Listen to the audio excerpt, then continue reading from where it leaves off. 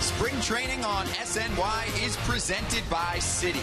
The Boston Red Sox are in Port St. Lucie today to take on the Mets at Tradition Field with Noah Syndergaard on the mound. And New York Mets baseball on SNY is brought to you by Citi, proud sponsor of the New York Mets. By Los Angeles Tourism, discover Los Angeles. By Geico, 15 minutes could save you 15% or more on car insurance.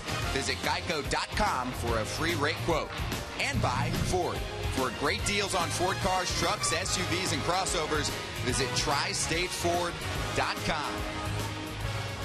And hello, everyone. Scott Braun along with Jim Duquette as the Mets take on the Red Sox with David Wright in the lineup yet again. He made his debut on Friday evening, went 2 for 3. Great start for him. It was a great start for him. Really, he had a little bit of nerves, a little bit of anxiety, as you'd expect for that first game in spring training. He got 8 at-bats on the backfields, another couple of at-bats against minor league pitching. So his timing was surprisingly on. That first pitch that he saw, hitting the ball into right field for a base hit. His next at-bat, he ends up hitting one over the shortstop's head. So he's using the whole field. Those are two things that you like to see, especially early. And then the key for me was him being able to score on this Cespedes double in the left center field gap. He really didn't hesitate. He wasn't sure if Tuffle was going to send him on home. They did. He felt a little sore. I talked to him this morning. Felt a little sore coming back from the game, the effort that he put into it. He felt sore on Saturday, but Sunday, today, obviously feeling a lot better. He's going to play game 1 of 2. He's going to play back-to-back games. So another good test for David here in spring training. He also mentioned how this warm, muggy weather does help him stay loose for games like this. He's scheduled to play in tomorrow's game as well. Yoenis Cespedes in center field, Juan Lagares in left field, again, just like we saw on Friday. You know, a little bit unusual. During the course of the season, I'm not convinced that they're going to continue to do this. But, again, in spring training, this is the thing that you're trying to do. You're trying to find out some answers. Cespedes, why confuse things? He's playing center field mostly. Lagares playing left field. But the key for me so far this spring has been Lagares' bat. It's back. You saw him 2 years ago have a really good spring. Right now, swinging the bat very well. Hit the home run the other night on a fastball. He's motivated, and he's in better shape, and therefore you're starting to see a little bit better game out of him. We'll look at him track some balls down in left field. We'll see how it looks. On the mound for the Mets, a third turn for Noah Syndergaard in the month of March. He was hitting 99 miles per hour in his first start of spring training. He's been in midseason form. He hasn't skipped a beat, really, and that's the one thing that you wonder, and he doesn't even know. Why are things so good? Why is the velocity still there? And he said to me the other day that he felt like because he didn't have much of a winter off, he really didn't go through that downturn that you have in the wintertime where he had to crank it back up. His fastball has certainly been dominant. We're going to look today to see him throw a few more sliders. That's the pitch he broke out in September. He threw it about 8-9% of the time. We'll see how that looks today as well. But he's only given up 1 earned run overall in about 6 2/3. He is one of the hardest throwing in Major League Baseball as the Boston Red Sox make the trip from Fort Myers, Florida to the East Coast to take on the New York Mets when we come back.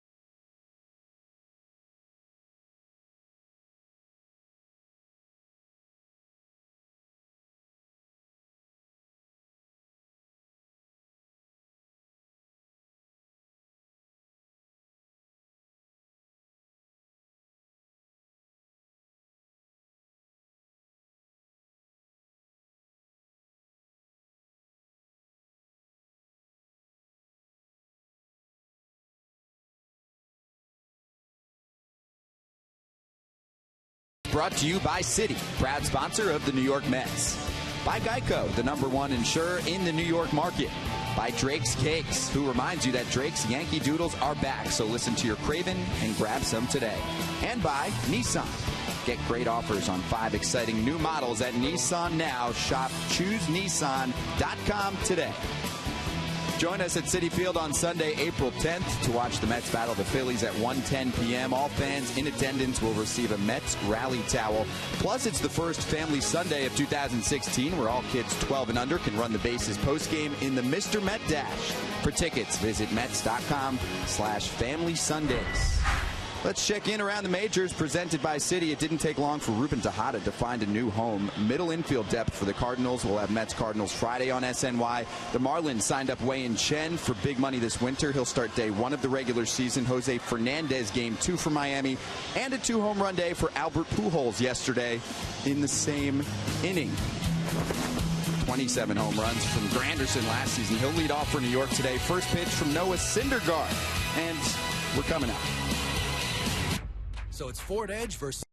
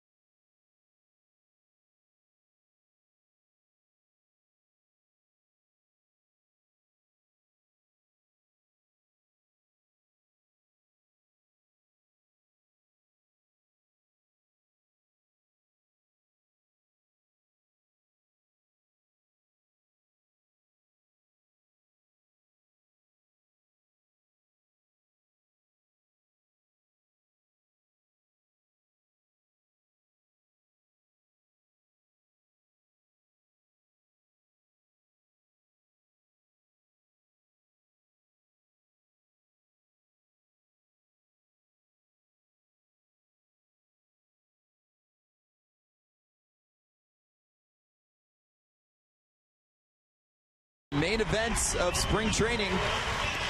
The 23-year-old Noah Syndergaard making his 3rd start in the month of March against the Boston Red Sox.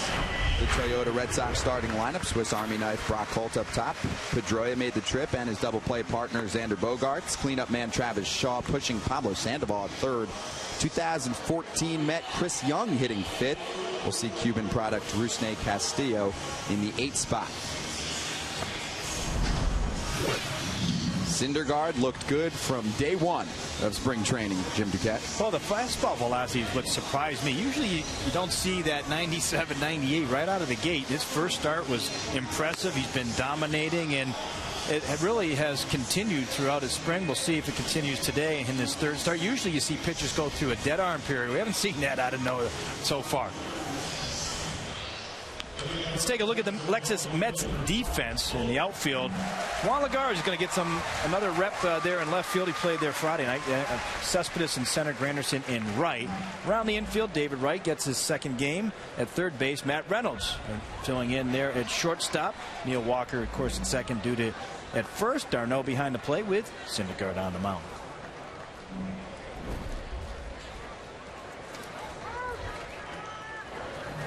And Noah faces Brock Holt to lead off the day for Boston. First pitch fired for a strike at 96 miles per hour.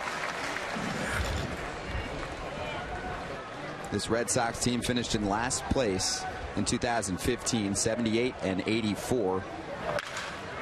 Holt on one hop to first. Duda makes the play, and there's one away on 2 pitches. Syndergaard going to the off speed there right away. First pitch, the little two-seamer at 95. And then back that up with a breaking ball. Got his first broken bat of the game.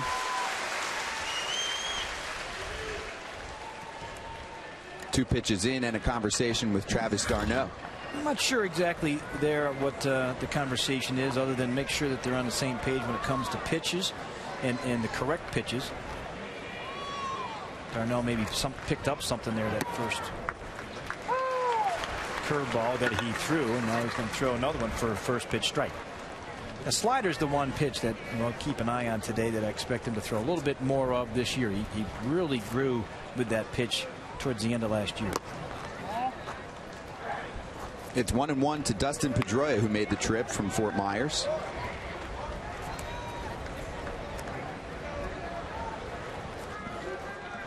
They were champs in 2013. The Red Sox, though, with 3 last place finishes in the last 4 seasons. So it's either been very high up the roller coaster or all the way down. Pedroia been going through the ups and downs of his career the last couple of seasons, having injuries and really almost having to scale back to some degree his workload, a little bit like David Wright has had to do with the back. He's had hammy issues. He's had wrist and finger issues. Pedroia has.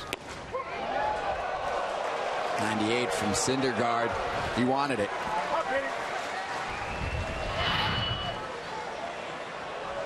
Well, he's throwing a 4-seamer right there, and boy, does d'Arnaud do a nice job of framing it. Pretty darn close there.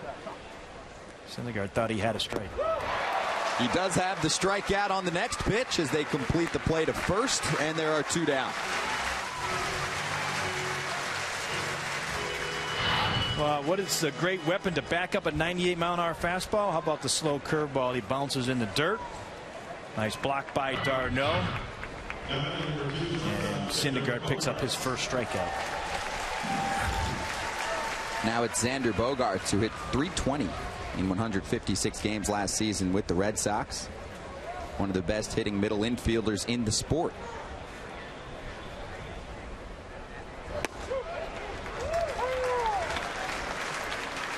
So what is he working on with Dan Morthen?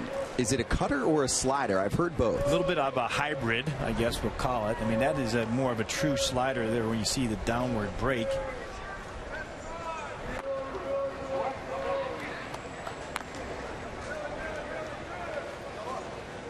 $14 pitches on March 10th against the Cardinals. And then on the 15th at Miami, 5 hits against him as he went through 3 2/3 and 31 pitches. Pretty impressive there when you see how pitch efficient he's been at 14 pitches. Now, you always look at innings and pitch count in the spring when trying to build up your pitch count and get ready for the start of the season. Only throwing 14 pitches there. The other thing that stands out, only 1 walk in his 2 starts so far.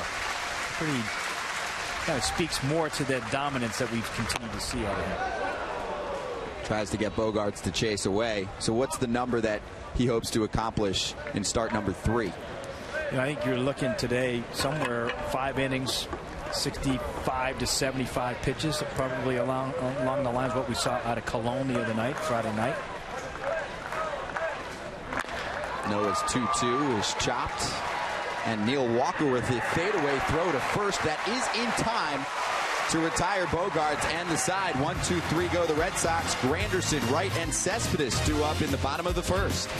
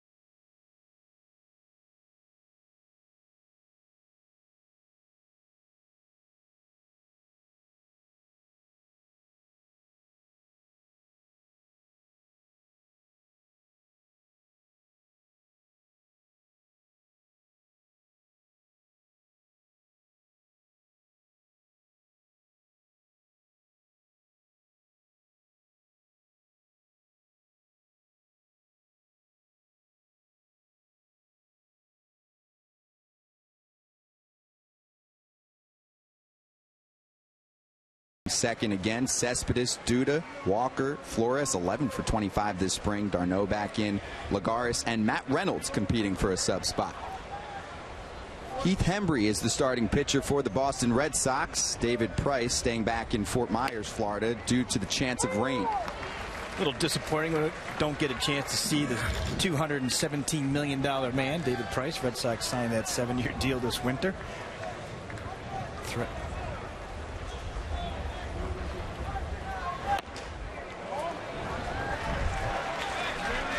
27 years old.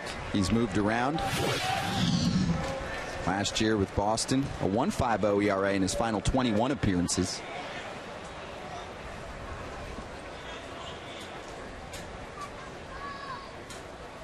One to Granderson is pulled foul. Hembree in the mix for middle relief role for the Boston Red Sox. They've tried to revamp their bullpen, and he came over in the Jake Peavy trade back a couple of years ago at the trade deadline.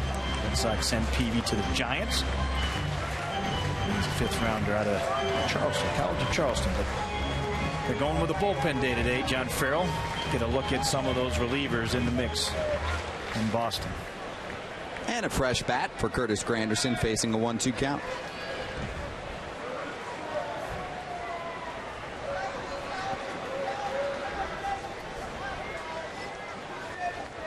Hembree 6'4", 210 pounds.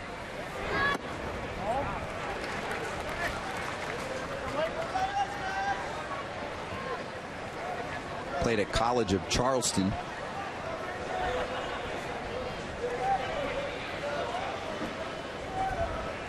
Granderson is 5 for 17 this month.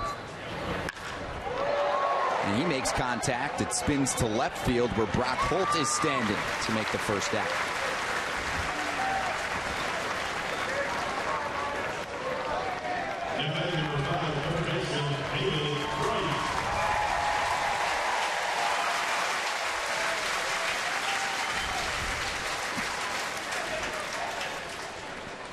He was 2 for 3 in his debut on Friday evening. He debuted in prime time, and on the first pitch, he recorded a base hit, just like we saw him restart in style last year when he came off the disabled list.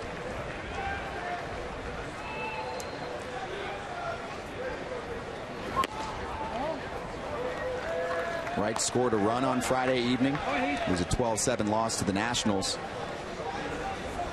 The Mets were supposed to play the Nats in Vieira, Florida yesterday. That game was rained out.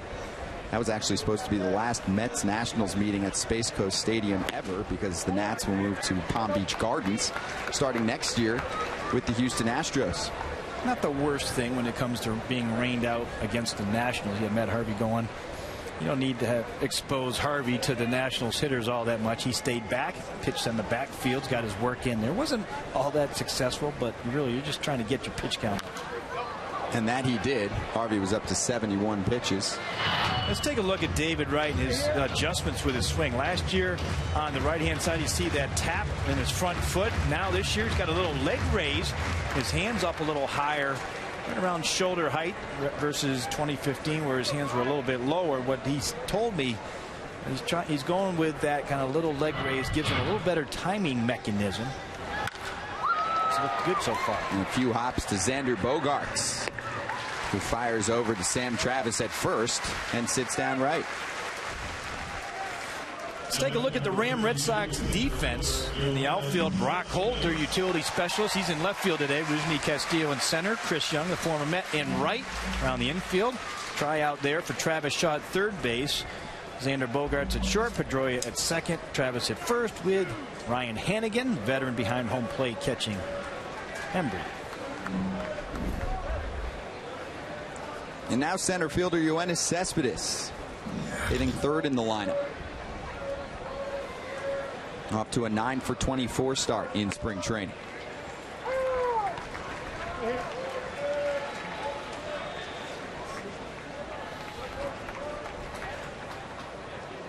I've seen a few games there for the Mets when it comes to Cespedes at bats, and it looks like he's in midseason form already in some days. Sam Travis is going to give it a look. No play. Barehanded catch in the seats, though. move the hair out of the and concentrate on that one.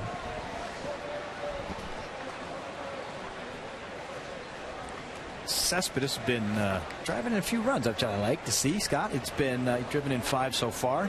Had a nice double the other night with David on first base. That's what you look for. He really hadn't shown the power yet. Doesn't have a home run yet in the spring, but it was his first double the other night, and you look for him to see that power start to heat up a little bit. Lifted to right field, a few steps back, is former Met Chris Young to make it a 1-2-3 frame for Heath Hembry. After one, no score.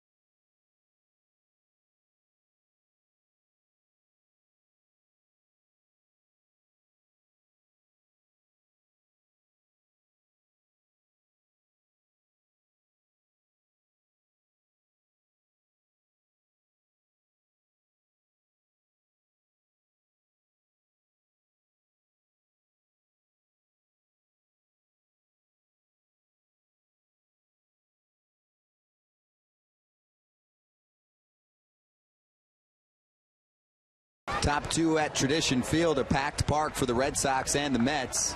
3, 4, and 5 due up for Boston. Travis Shaw, Chris Young, and David Murphy.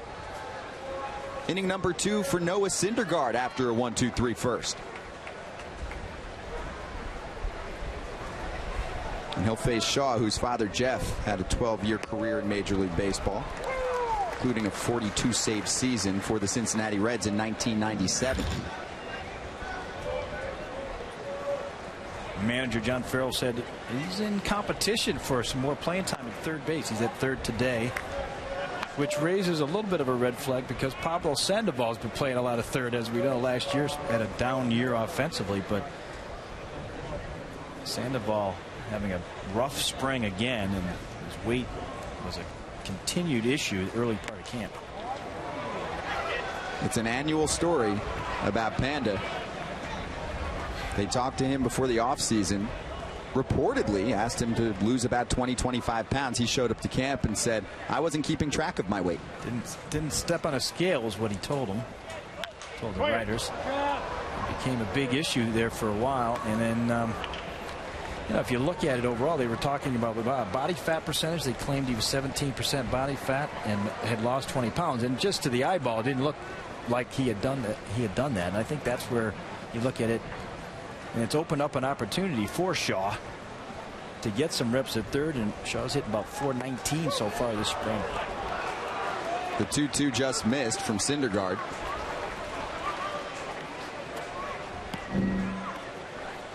Her umpires this afternoon.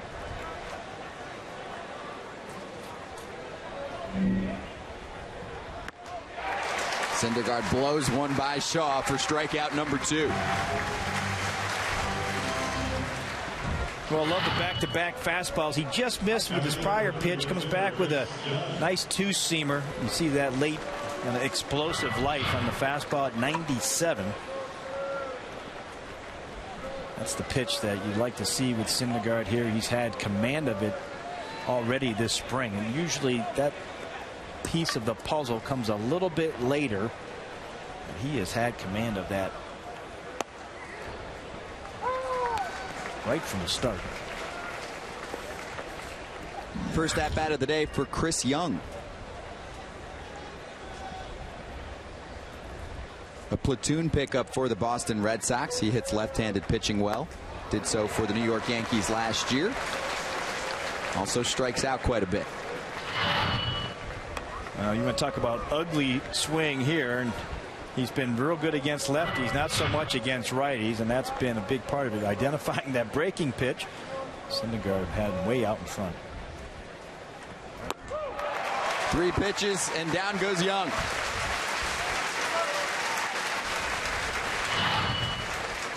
Well, that's what Syndergaard's been doing, is backing up that fastball with a good hard curveball at 81, 82 miles per hour. I like the fact he threw it back to back. With that 97 fastball up in the zone, you have to commit as a hitter. It makes you real vulnerable to that breaking pitch. Noah likes to mess around with all kinds of pitches as he faces the veteran David Murphy, who's on a minor league contract with the Boston Red Sox in spring training. He said one time last season he tried a splitter just for fun. Said it was kind of like his changeup, but not quite.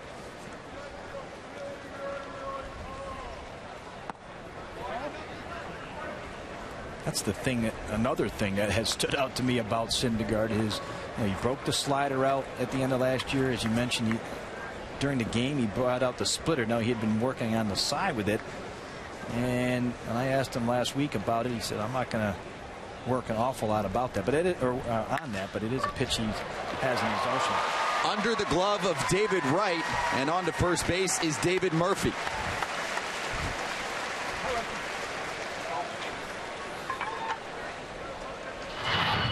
Well, we saw a little hesitation the other night. First ground ball hit to David. And this is one of those where you need to see a little bit more coming off the bat. It didn't take a lot of ground balls on the backfields there. Just something that he expected the ball to take a little bit bigger hop. It didn't stay down low. I don't think that was anything to do with the back.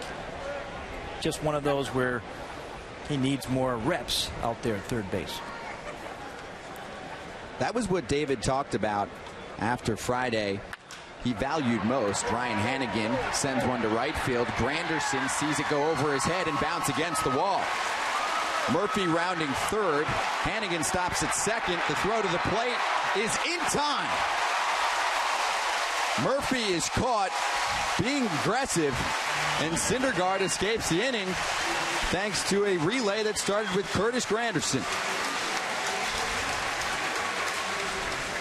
Well, tremendous relay here. Granderson was the key. Picks it up, gets it into Neil Walker. Real quick, Walker, no panic at all. Perfect throw to Travis d'Arnaud in plenty of time. Some chemistry on the relay, and the Mets hold the Red Sox scoreless as we get to the bottom of the second.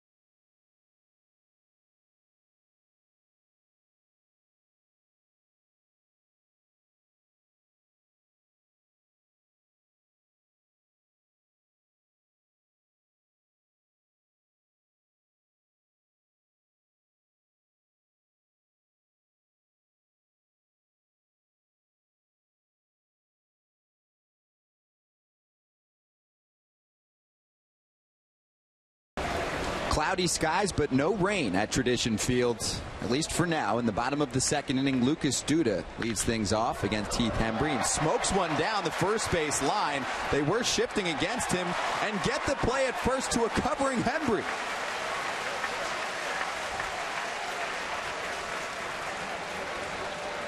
Dustin Pedroia out in shallow right field, making it happen. Now here's where the shift really works against Duda on this one. You see the first baseman Travis misplay it, but Pedroia happens to be there backed up and of course making the throw to the pitcher, which to me I thought he might have time to throw back to the first baseman Travis, but Hembree over there makes the play.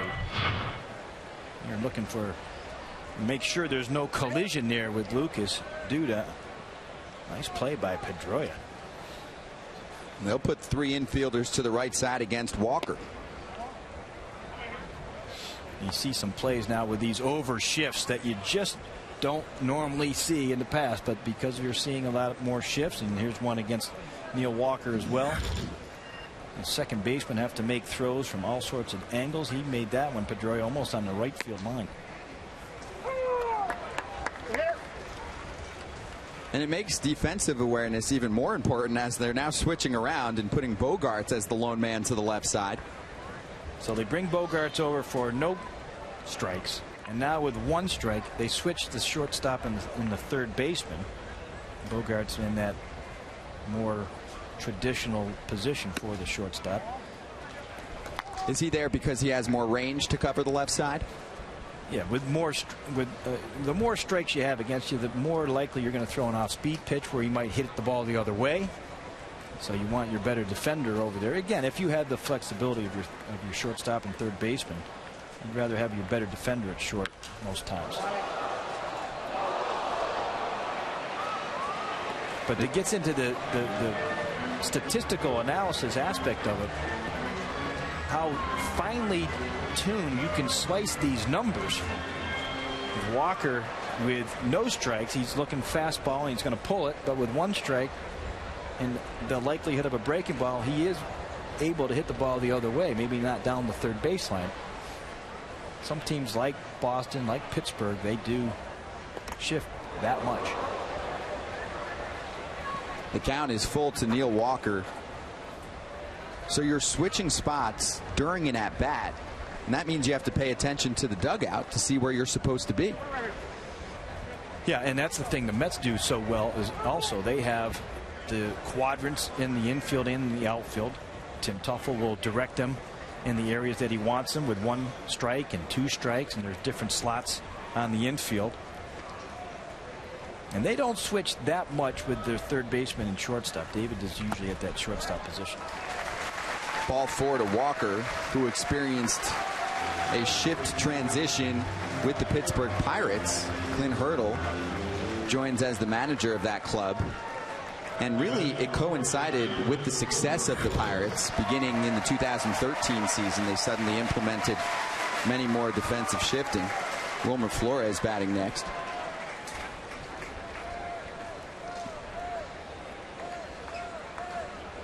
Yeah, the shifting is here to stay. There's no doubt. Now they go back to traditional double play depth with Flores at the plate.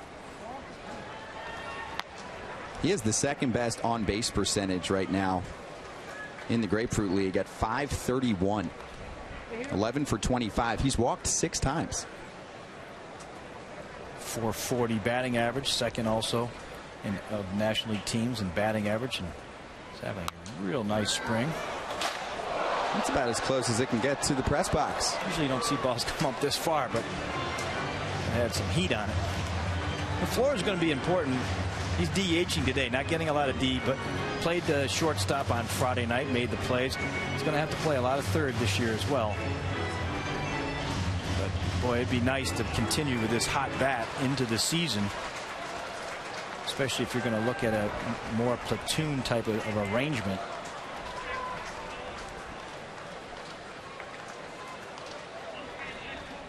He's picking a different position to work on each day. The 1-1 misses. And as far as third base is concerned, when David Wright is pegged for a rough number of 130 games, Wilmer's going to get some time there, which he did receive in the minor leagues. Yeah, I think that number 130 is a mobile number. It'll be shifted, and I think it's going to be shifted downward depending on his health, which makes Wilmer more important to play over there at third. But as you mentioned, he'll play some shortstop on the days you want to give Cabrera a rest, and he's even played a little bit of first this spring. Tim Tupple has been working on him and his defense, and that just gives Terry Collins a little more versatility with that roster. That's the other thing that you look at with this team. There's a little more versatility and an upgrade on the roster that we've seen this year compared to last year. That's the 7th walk of March for Wilmer Flores to move Walker to second. After retiring Duda, Hembree has walked back-to-back Mets. It was Kevin Plawecki on Friday night as the starting catcher, replaced by Johnny Manel. Travis d'Arnaud is back behind the plate, and he's hitting 7th today.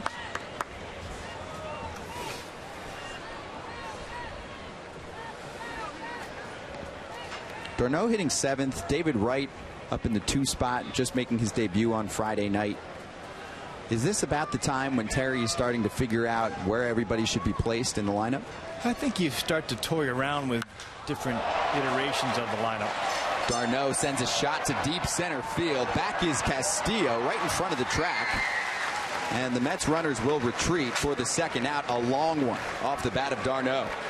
And if you have d'Arnaud on days where he's hitting in that 7 spot, that's a pretty impressive and deep lineup overall. I think that's where his best spot is, at least in the early going.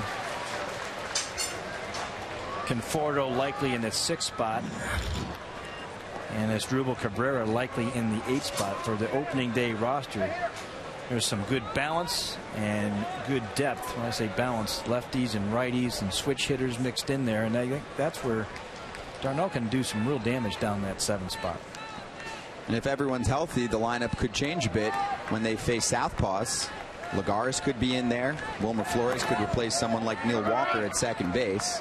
Ball trickles away from the catcher Hannigan. Everybody stays put. It's one of the things they're looking for this spring is, all right, how does Walker hit righties? Lagares off to a good start hitting both lefties and righties.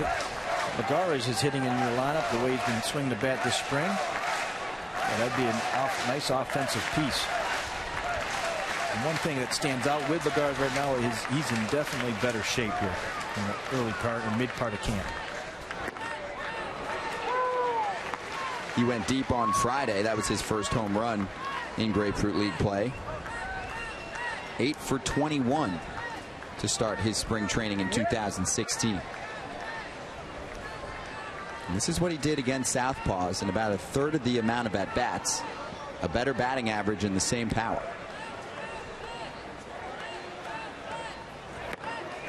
Listen, it's no secret he took a step backwards on the defensive side, and I think when you see that and you're sitting there watching this team from the bench rather than in the field, and you see the team here comes Conforto from the minor leagues, and here's Cespedes coming back, and now you're talked about as a platoon outfielder. That gives most guys a little bit of a, say, motivation. You shouldn't have to motivate guys, but sometimes that's the case. And then with Lagares, talking to people around the club, he has come in certainly motivated this year. Big cut gets a piece of it and moves the count to 2-2. Really hasn't stopped playing much since the postseason, as he appeared in some games in Winter League ball in the Dominican Republic. 2-2 is the count with 2 down. That's Walker on second, Flores at first. Both of them reached via walk. d'Arnaud flew out to center. After a 1-2-3 first, Heath Hembree trying to wiggle out of a jam in the second.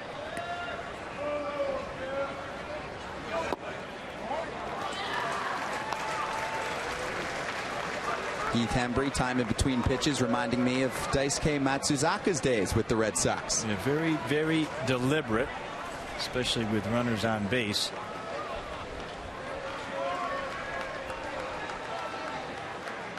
Hitters have to stay in the box. Pitchers do not have to stay on the rubber.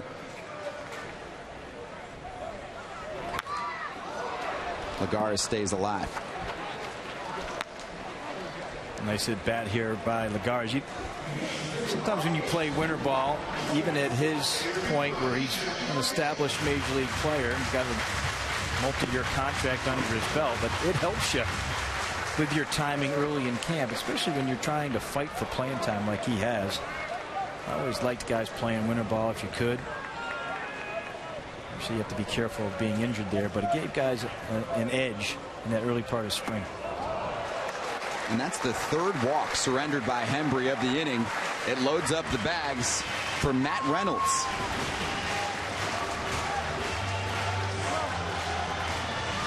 And they'll have a powwow on the mound while Reynolds waits for his turn, starting at shortstop today.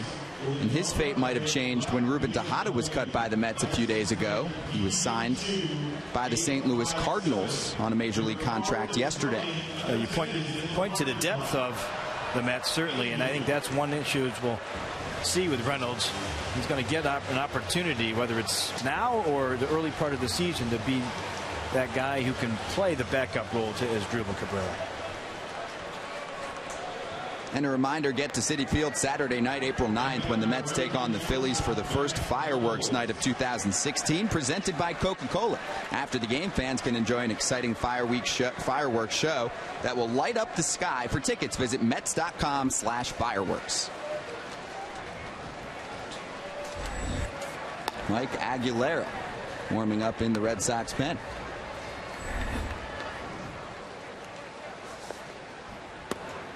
Base is full of Mets. This is Reynolds, who's 3 for 20, a couple walks in spring training. He was slowed up by a tight hamstring, missed 4 games earlier this month, returned on the 13th against the Cardinals. He said he felt good before that. I talked to Matt and said he's still working his timing back since the injury.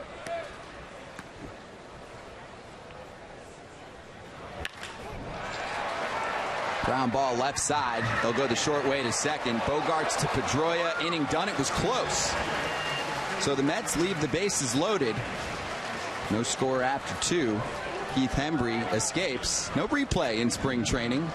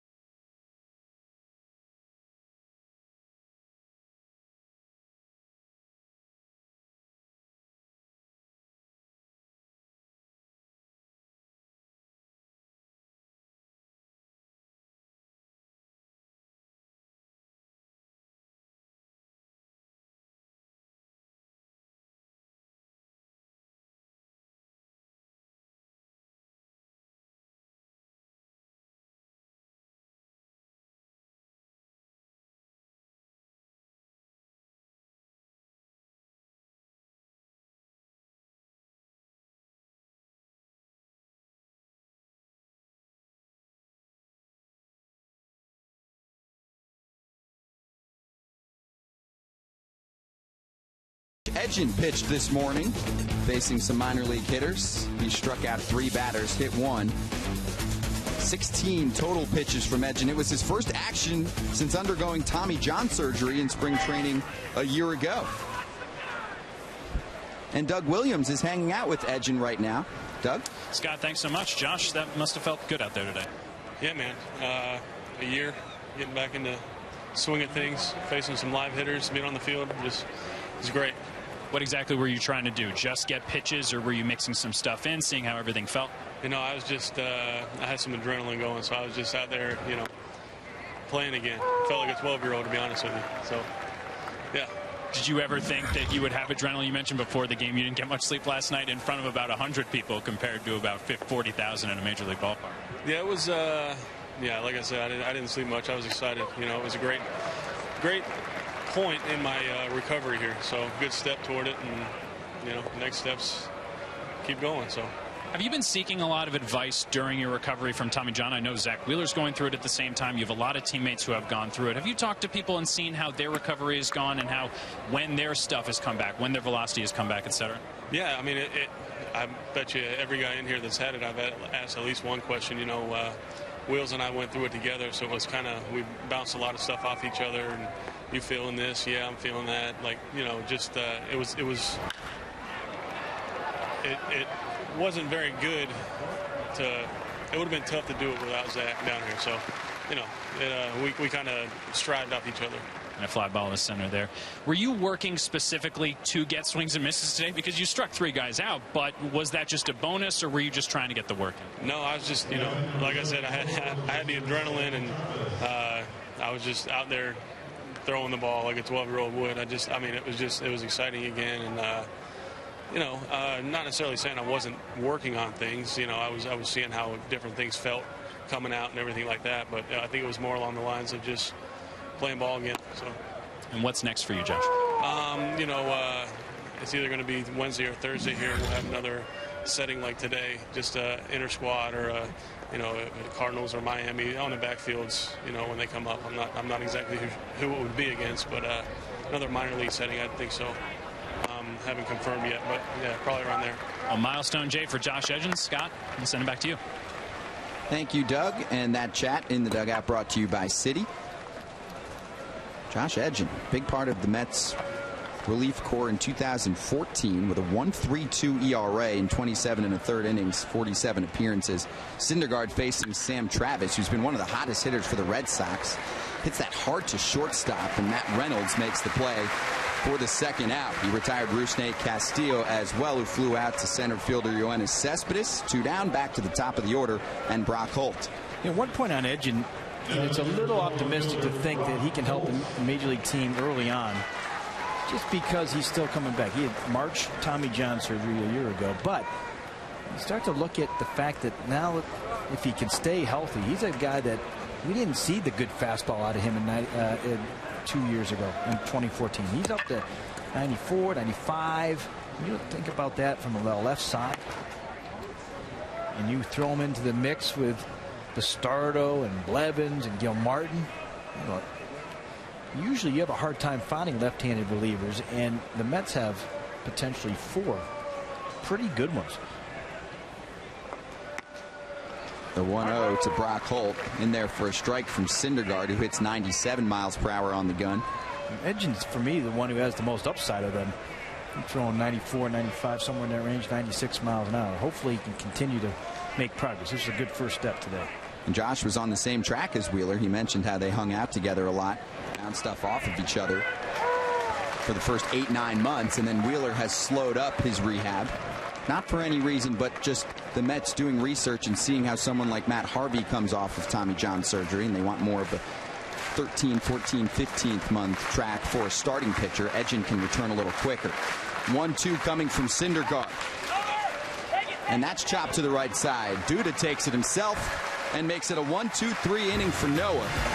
We've seen 2 of those from him in his 3 innings of work. No score from Tradition Field.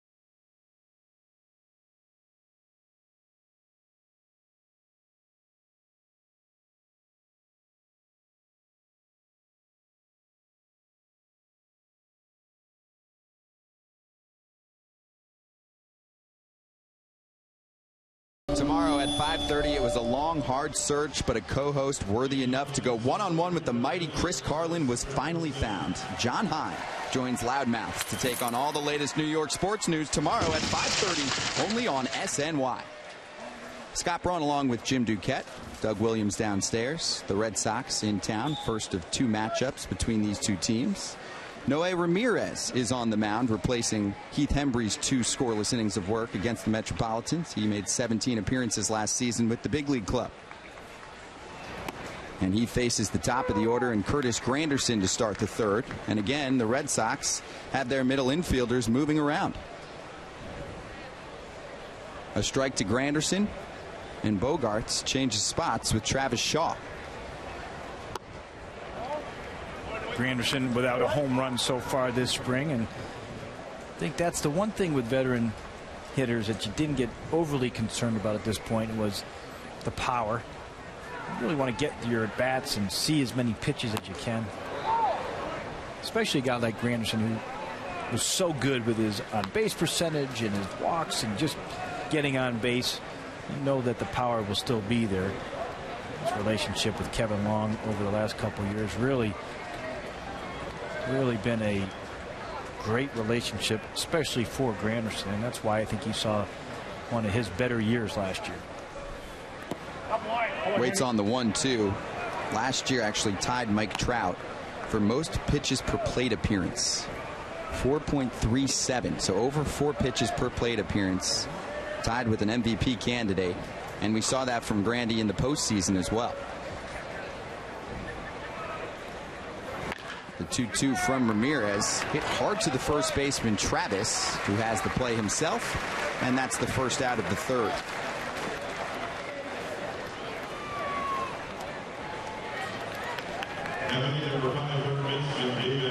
Travis down there at first base. They made comparisons to at least his physical stature to Steve Garvey, and the way he has been swinging the bat so far this spring has been impressive as well as he competes for playing time here in camp. He's been the Red Sox best hitter in the spring, 15 for 25. David Wright is 2 for 4 in spring training play. A ground out to short in the first inning.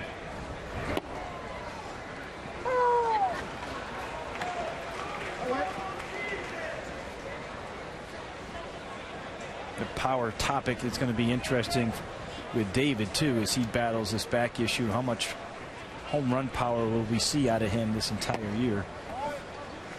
It's hard to really predict for sure. I saw some of the projections at around 16 home runs or so. If he gave you 16 home runs in about 110 games, you would take it. I'm not so sure that he's going to be able to turn on balls quite as much because of that back issue that he's had.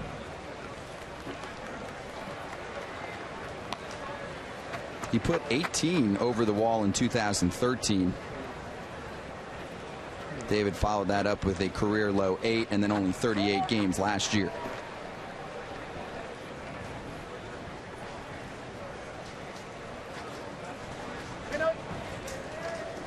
You don't need to be shaded so far today. Not much sun and no rain, despite clouds hanging around Port St. Lucie. Rain was in the forecast. So far so good, as Wright goes for the 2-1 outside.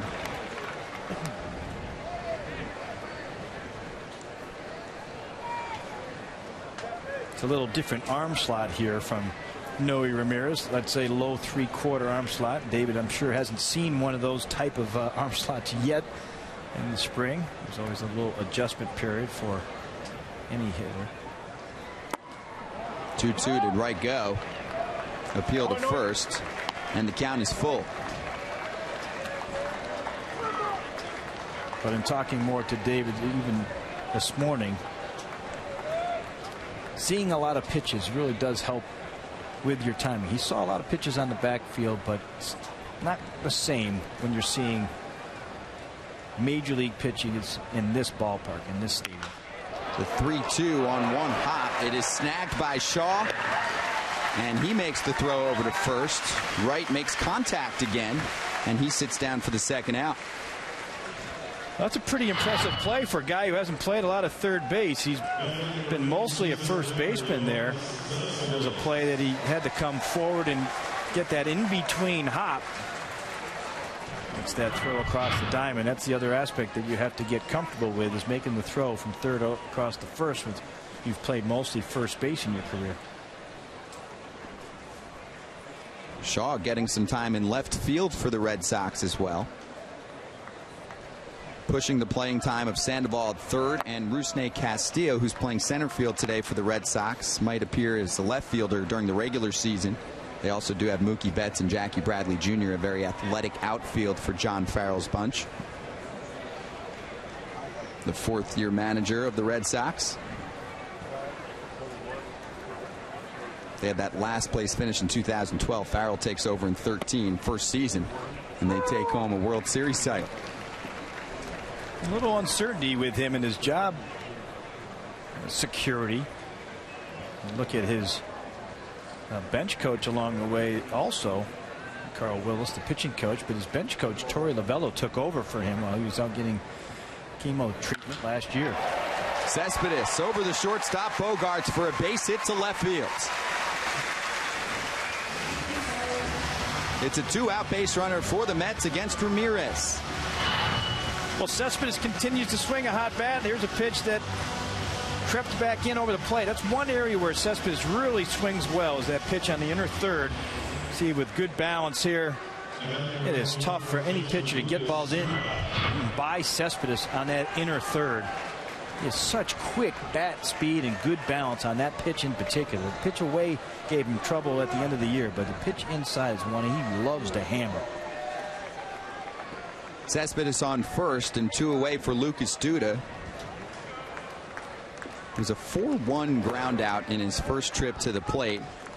Got past one man in the infield, but Dustin Pedroia was placed in short right field where he's standing right now, and he made the throw over to a covering Heath Hembree. Heads up play by the pitcher to cover first base.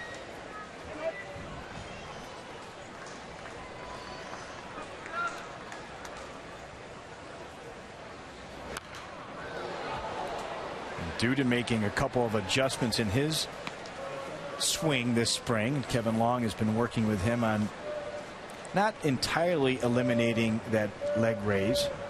He's kind of going in the other direction. David Wright has added a leg raise while Duda is trying to reduce it a little bit, and Kevin has convinced him to try to lower it by 3 or 4 inches is what Kevin told me. And so far Lucas feels pretty comfortable with it, so he's going with it. He's been having a nice little spring. Had a base hit off of a lefty the other night, Friday night's game. 2-1 count to Lucas, who continues to battle his struggles against off-speed pitching. It's something that he tries to address in the offseason. One of those things that he recognizes but has to make the adjustment. It's kind of a difference. Of the changeup is really what gave him a lot of trouble last year. And that was the main difference between 2014 and 2015. He hit the changeup well. He made the adjustments well last year. Didn't recognize it as much. Wasn't able to lay off. The approach is still work off of the fastball, and it make the adjustment to the changeup, and that's something that he's looking to improve on this year. Get back to where he was. And he watches a pitch miss away. Lucas to first. That moves Cespedes to second and brings up Neil Walker.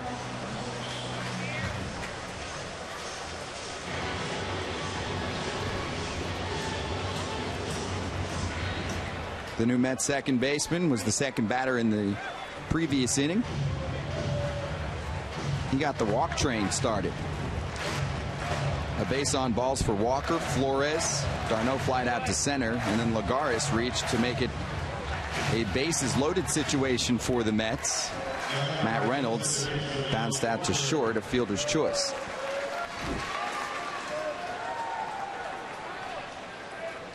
Walker still working on his timing here in the spring, hitting a .174. It's been pretty consistent over his career, about 260, 265 hitter with a little bit more power than Daniel Murphy. The comparisons will be there, both defensively and offensively. He's made a couple of nice plays defensively today, one of which I'm not so sure Murph would have made, the play up the middle in the first. Walker behind 0-2. It's his first spring training chance to work with hitting coach Kevin Long on simplifying his right side, he said.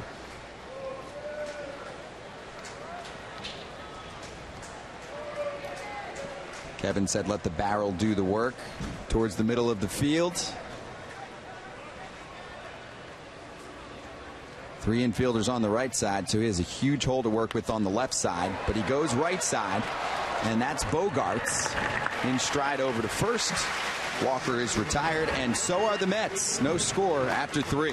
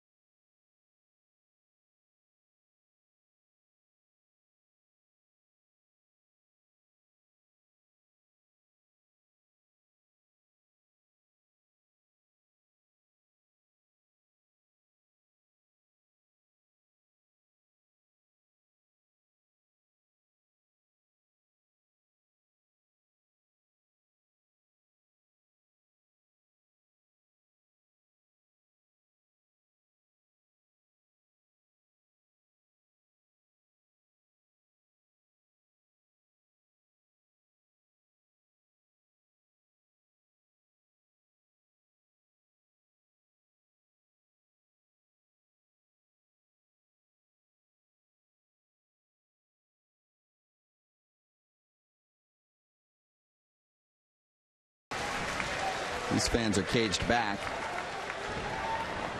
You need to watch yourself when you're on the golf course in South Florida. Hit the ball in the drink, maybe leave it. Top 4 first pitch. Dustin Pedroia going to be a tough play for Walker, and he collects in time, makes the throw, and Dustin Pedroia is down on 1 pitch. Neil Walker hustling over to the middle of the field. Oh, that's a heck of a play by Walker. He shaded that way, but this ball looked like it might hit off the bag. Takes a little high hop. He stayed with it with a nice throw off balance.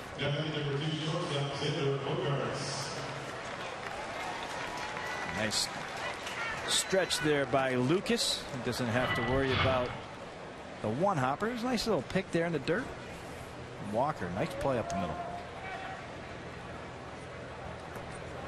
Now it's Xander Bogaerts against Syndergaard. That's 3 plays now for Walker on the defensive side, both in the first and that inning up the middle, and then the relay throw to end the inning. And now David Murphy at home plate. A new double play combination for the Mets this season. Walker and Asdrubal Cabrera. We received news a couple days ago that Asdrubal could be ready to go for day 1 on April 3rd against the Royals. That's the only thing. Walker doesn't get to work with Asdrubal probably up until that time. Also, if he plays in a spring training game and they did want to have a DL stint, that would backdate Asdrubal. So they might want to keep him in minor league games if he's not going to be ready. Right. That's the one thing. You can't have any official at-bats in a major league stadium, or else that would limit the number of days that you could backdate him. spring training. It's the only time of the year where you can actually backdate a guy, and I think it's, I'll double check this, but I think he missed the first 7 games of spring training. Of the regular season. Of the first 6 games of the regular season. Right. If he stayed on the disabled list. But the hope is he can come back and be ready right from the start. Bogaerts finds the gap in left center field. Cespedes chasing it to the wall. And he corrals it while Bogaerts stops at second base with a 1-out double.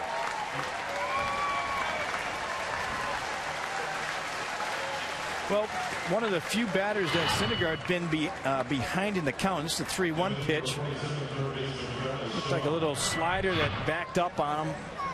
Bogaerts, who had 199 hits last year in the American League, going to be one of those offensive forces at shortstop in the American League, ends up driving it into left center field.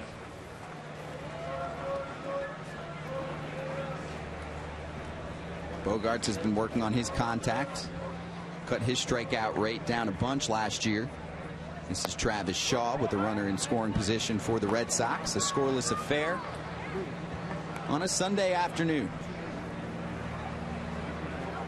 The 4th inning for Syndergaard, and that was the 3rd hit surrendered. 3 punch outs for Noah.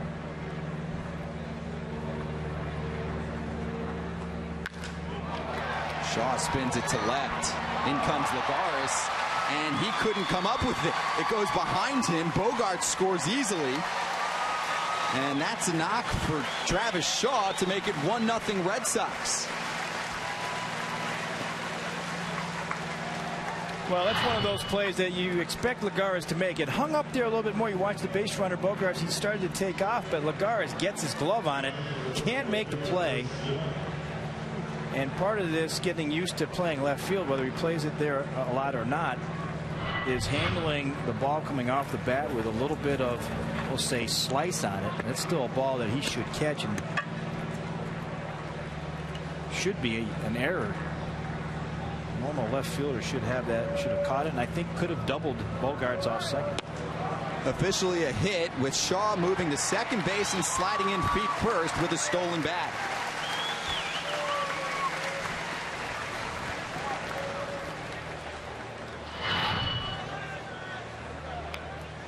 Well, here's d'Arnaud, and that's one of the things he's been working on this spring, is his throws down to second base. It's been a struggle for him on occasion. He's dealt with some arm issues and health issues along the way, and Shaw got a pretty good jump on Syndergaard on that one. This is Chris Young, who struck out in the second. If you're Terry Collins, you want your opposition running against you in spring training as much as possible to test the arm of Travis d'Arnaud. I know d'Arnaud wants to and has been working on his throws down to second base on a regular basis. And that's the one area, I think, on the defensive side that he needs to continue to improve upon. And I know they've been staying after that. Bob Guerin was in charge of that over the past couple of years. He's moved on as the Mets bench coach. He's now the Dodgers bench coach. Dick Scott now will be in charge of that extra work with Travis.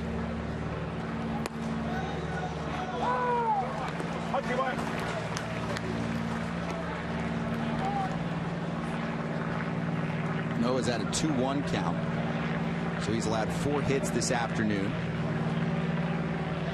2 of them could have gone either way. The ground ball to right, that got past him. Back in the second inning.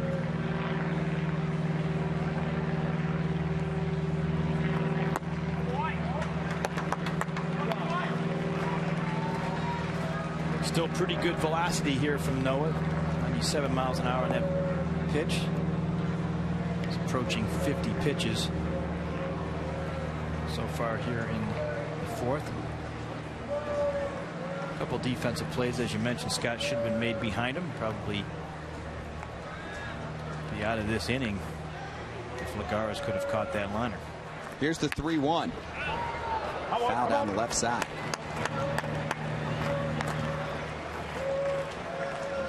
With Noah hitting 99 miles per hour on start number 1, as a coaching staff and a front office, Are you excited about that or concerned about that because he's dialing it up so quickly when often we see pitchers work up their velocity on a start-by-start basis? It is a little bit.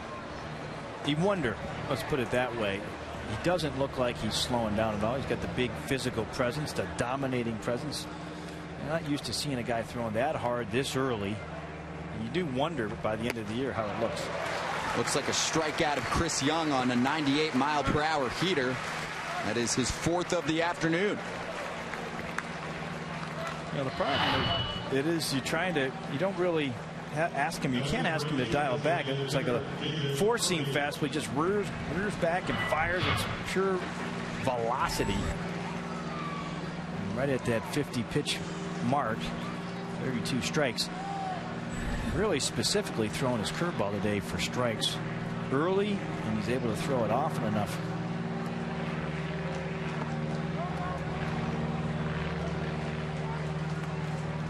There's the curveball there. He's thrown a couple of first pitch curveballs he'd been able to get called strike. They were also swinging strikes. That one was a check swing.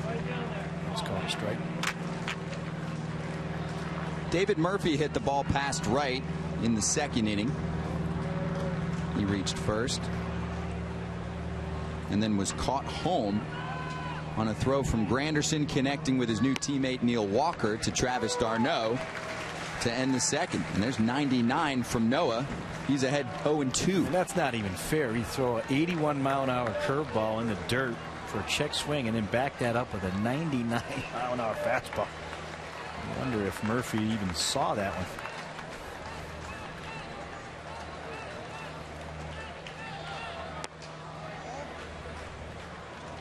But I think your point's a good one. We're not going to know for sure. He's still young in his career with Syndergaard, and normally in spring training you see the veteran guys, they're pitching at 90 or 80%. This feels and looks more along the lines of closer to 100% in season effort, and you wonder if he has enough left at the end of the year. We'll know for sure. But the one thing you can't do, I don't believe anyway, is ask him to back it off. That's just not his style of pitching. It's come right at you. Here's the pitch. I said this at the end of last year. He has progressed more than any other young pitcher I think I've ever seen from last year to this year. Murphy stays patient and works the count to 2-2.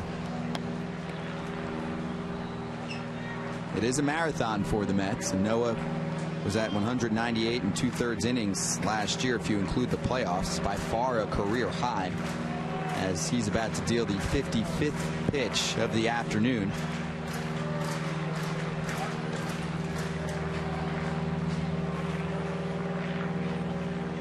In 2014 he went 137 innings if you include the minor league postseason.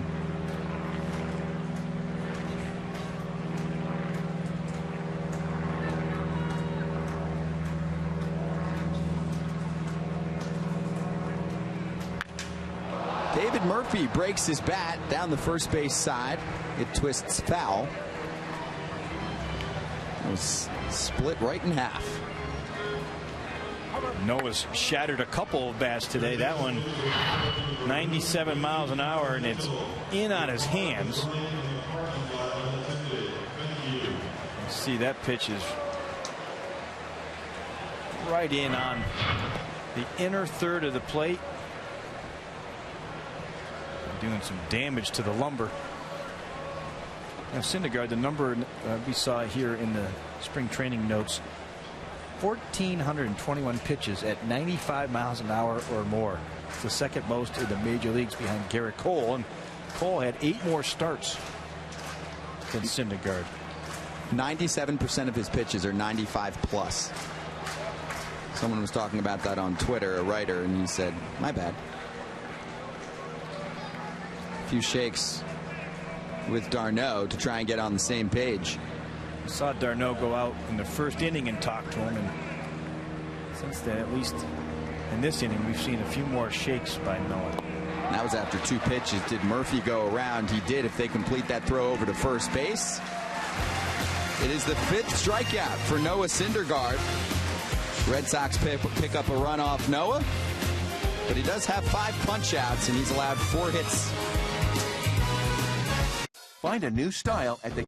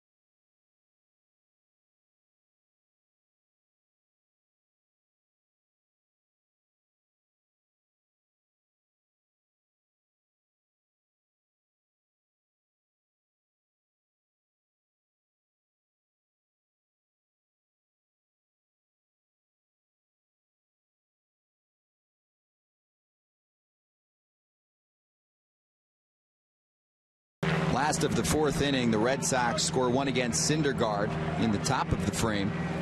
And now it's Wilmer Flores, Travis d'Arnaud, and Juan Lagares due up for the Mets. Another inning from Noe Ramirez. Flores, one of the 3 walks issued by Heath Hembree in the second. The Mets left the bases loaded. Scott Braun, Jim Duquette, and Doug Williams on the field.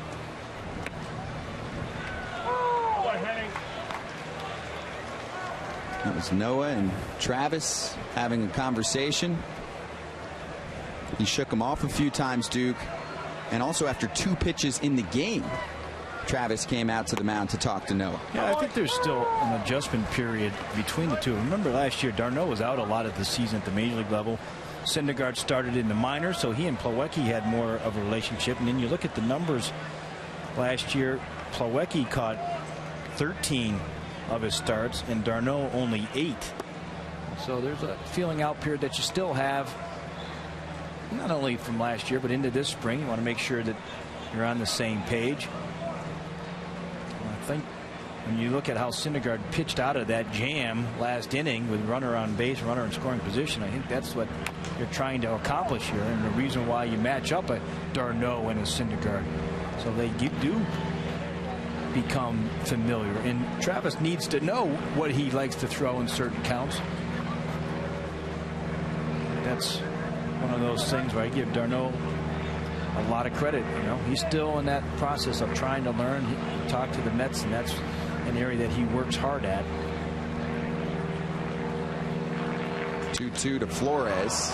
He is shipped out to left center field. Holt on the run. He makes the call, and he's called off by Castillo, who makes the catch and hops against the wall for the first out. Flores put a nice little charge into this, and you have 2 outfielders out there. Holt, not an everyday outfielder. Castillo mostly playing left field, but he's playing in center. He calls him off at the end there, and Holt goes into dive mode to get out of the way of Castillo. The thing with Brock Holt is he plays all over the diamond, so he's played some center field for the Red Sox. A little more wind today than we saw Friday night. That might have moved the ball over to Castillo's side more than Holt anticipated. This is Travis d'Arnaud batting next. Yeah, blowing out to right field and staying with it. Down here in Florida, it's a little different sky, a little different stadiums. d'Arnaud over second into right field. It's scooped up by Chris Young, and it's a base hit for the Mets with 1 away. Well, a couple good at bats today by d'Arnaud. First one to deep center for an out, but this one ends up seeing the pitch up and away. When he's going well, he's swinging it and hitting the ball hard to right field. Nice level swing there and going with the pitch. d'Arnaud's driven in 7. He's first on the club when it comes to, of the regulars anyway, driving in runs.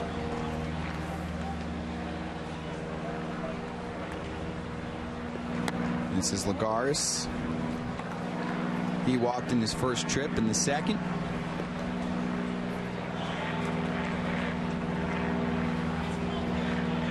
d'Arnaud and Tom Goodwin chatting over at first. A couple times after he reaches.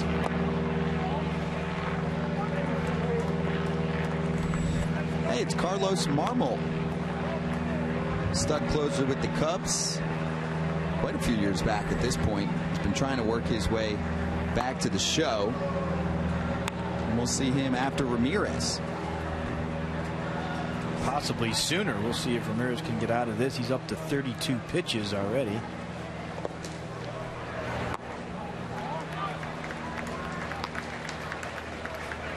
The Red Sox going with a pretty much a bullpen type of day, with the threat of rain in the air. They didn't bring David Price. We missed that marquee matchup of Price and Syndergaard. Koji Uehara also pitched earlier for the Red Sox in Fort Myers, Florida. Craig Kimbrell yesterday, their closer edition. A team whose bullpen was one of the worst in baseball last year. They couldn't strike anyone out.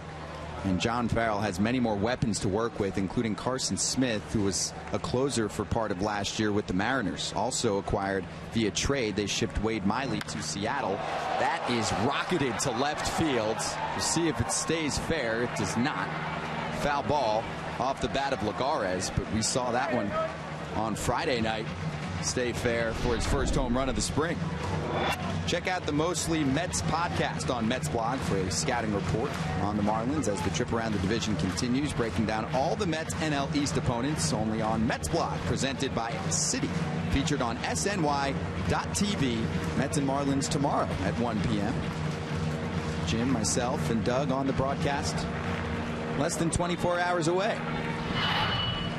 Well, Lagares continues to just pound the baseball in spring training. This one he was just out in front of a little bit. Couldn't keep that ball fair like he did the other night. As you mentioned, Scott, kept the ball just inside the foul pole. Darno was moving on the payoff pitch. Some powerful swings from Juan Lagares over the last few days. You know, that's the area. We saw him a little bit in September, too, and he wasn't feeling for pitches. He was swinging the bat aggressively. It looked like he got his confidence back at the plate, and then he goes down to winter ball, and it's continued into the spring so far. Coming into today, hitting .381, one of the top batting averages on the Mets here.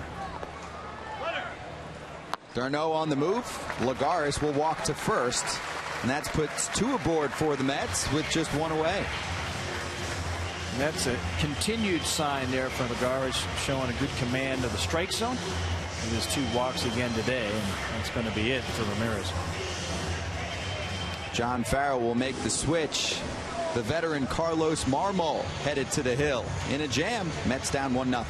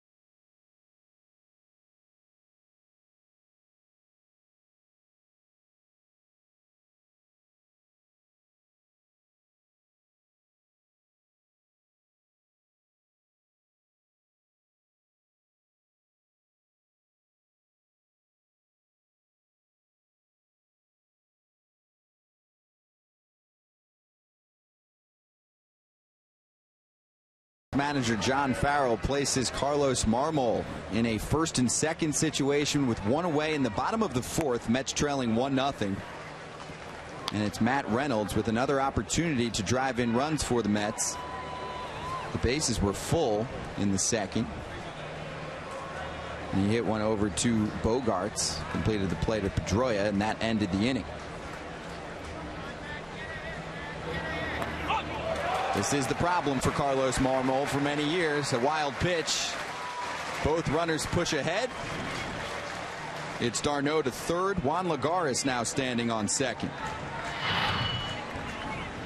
Well, this one's not even close. Hannigan, the experienced catcher behind home plate, trying to lunge for that to his backhand, and And that has been, as you mentioned, Scott, the issue with Marmol over the years, and why he's in camp on a minor league invite, not a major league roster spot, is he's trying to make his way back and be more consistent throwing strikes.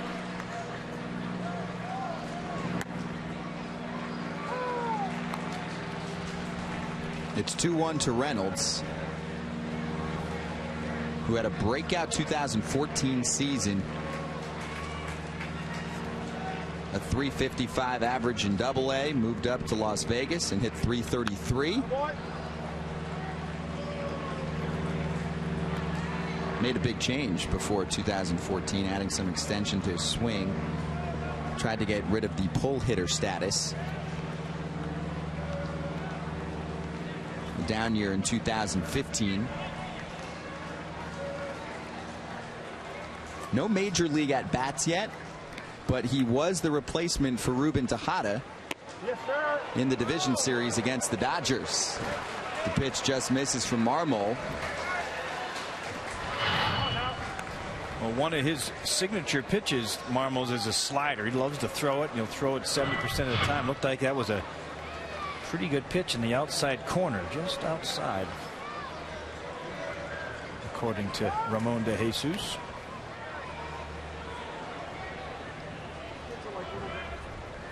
Marmol's ERA was just a few shades over 2 at AAA Columbus last year in 31 innings. Strikeout numbers were off the charts as usual. Doesn't get Reynolds to bite. Pitch gets away. Here comes d'Arnaud for the Mets' first run.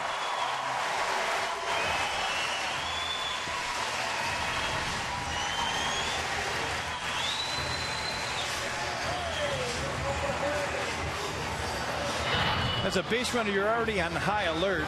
Seeing that one wild pitch, you know Marmol has that tendency to throw it by the catcher, and so as soon as d'Arnaud sees that get by, he's off and running. That's a good read there by Travis. Ball kicked away from Hannigan, so there's no play at home. He goes in standing.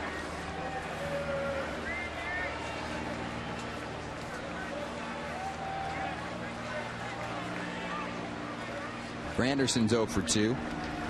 Flew out in the first, bounced out in the third.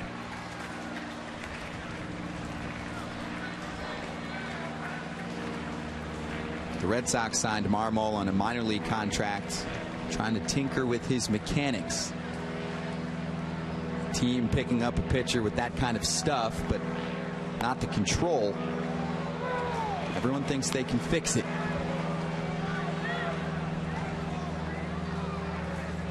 You do take enough chances on guys like this, and 1 or 2 of them hit. And that's what you're hoping that your coaches are able to do. Dan Warthen has done a terrific job of it. Runners both moving. The stolen base at second. Sliding home is Lagares safely, and the Mets jump ahead 2-1 on a double steal. Executed by Reynolds to second. They go to home too late, and they have a 2-1 lead.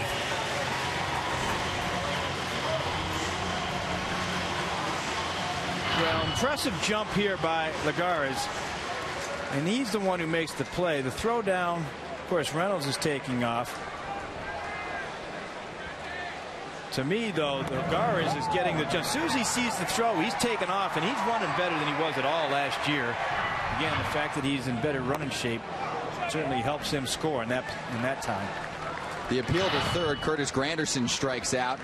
This is Lagares. It wasn't caught cleanly by Hannigan. Never had a chance. It's funny. I don't like him coming in head first. It's a natural play, but you can get your hands spiked there as Hannigan trying to block the plate a little bit in that spot with his foot. Lagares comes in and pushes that foot off the bag, off the home plate. Ends up scoring the second run. It's David Wright with Reynolds on second. 2 runs in the inning for the Mets to take the lead. Chopped past the glove of Marmol. Pedroia hustling to his right. He has no play. His throw is airmailed, and sliding in safely is Reynolds. Here goes Wright to second. And finally, the ball is picked up by Ryan Hannigan, but not before the Mets get another and lead it 3-1. Well, you got to give credit here to Reynolds, running hard all the ways. The ball deflects off of Marmol's glove and over into kind of no man's land. Pedroia picks it up. But if you watch, Tim Teufel waved him the whole time, and Reynolds never let up. And in that position, you're looking to catch the ball and try to pick up where the ball is. Pedroia off balance trying to make a throw, and he throws it over the head of Hannigan. But nice aggressive base running by Reynolds as Pedroia airmails it. Uncharacteristic throw from Dustin Pedroia, who's one of the most sure things at second base in the game for almost a decade. Cespedes is 1 for 2, a base hit in the previous inning.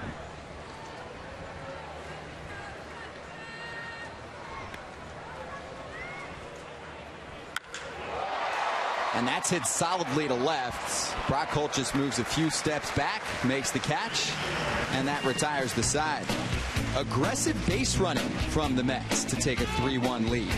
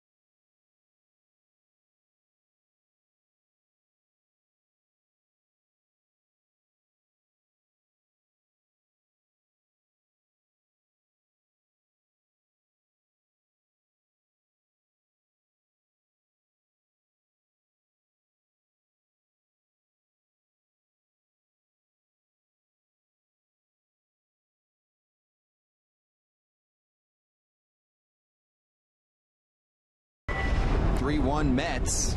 Weeknights at 6 p.m. Join the discussion as a panel of team insiders connect with fans via social media to tackle all your questions about the latest Mets news, plus game highlights and up-to-the-minute reports from camp on Mets Talk Live.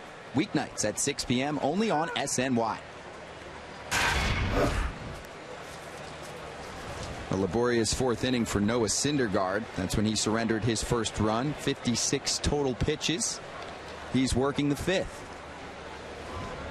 A play that probably should have been caught by Lagares in left field caused his pitch count to go up a little bit. I love, though, the job that Syndergaard did with the runner on second base and only one out. Ends up buckling down and striking out the next two hitters. Really showed that a continued aggressiveness. Facing the bottom third portion of the lineup for the Red Sox, it starts with Ryan Hannigan, who doubled back in the second. Syndergaard continues to throw that curveball for strikes. That's the one thing today of all of his off-speed pitches that he has had excellent command of. Throwing it 4 or 5 times now as first pitch strikes. That was part of his drastic improvement that we even saw from 2014 to 2015. And his pitching coach in Las Vegas, Frank Viola, was a big part of that, making a more consistent delivery from Noah.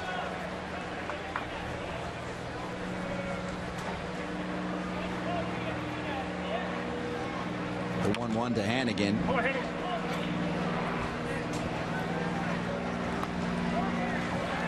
Pitch count up to 59 pitches. He's been throwing a lot of strikes. 38 strikes so far. We'll see how much further he's going to go today. I wouldn't be surprised if this was his last inning.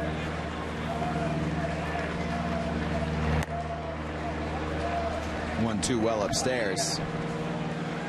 Remember, he had just as many fans and even teammates watching his bullpen sessions in late February when he's at camp. Just as many as Matt and Jacob. Up the middle past DeGrom. Tough play for Walker. Fades away, throws on a hop, and Duda can't pick it. It's a few feet behind him, and an infield base hit for Ryan Hanigan. Well, that's a tough play to Walker's backhand, but the only chance he had was to do the pop-up slide after fielding it. One hops Lucas, but the only play that he hasn't made so far today. That's a heck of a throw.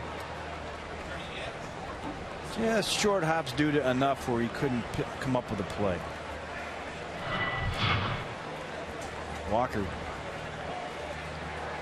going to his right 3 times today. Now Rusney Castillo signed for $72.5 million with the Red Sox. Smokes this pitch to the right side. It's into right field for a base hit. That moves Hanigan over to second base. One pitch from Rusney Castillo at 98 miles per hour. He likes it. Well, he was hacking their first pitch, as you mentioned. Takes that pitch on the inner third and goes the other way. And Castillo's been up and down in his so far his major league career. 267 coming into today's game, and it's a nice piece of hitting there going the other way. He's trying to work against fastball pitchers, high velocity pitchers. Last year, 203 average against 93 plus on the radar gun. That was 98 from Noah. Now Sam Travis to round out the order for Boston. At the time, it was the largest ever international free agent signing in Major League history. Castillo, 7 years, $72.5 million. That beat Jose Abreu's 6 years and $68 million. The Red Sox were in that race as well. They end up with Castillo. Abreu has turned into an all-star at first base for Chicago, and Castillo hasn't worked out yet. It's sky-high center field. Cespedes moving over to his right. Granderson makes the call, and that's the first out of the inning. Both runners moving over.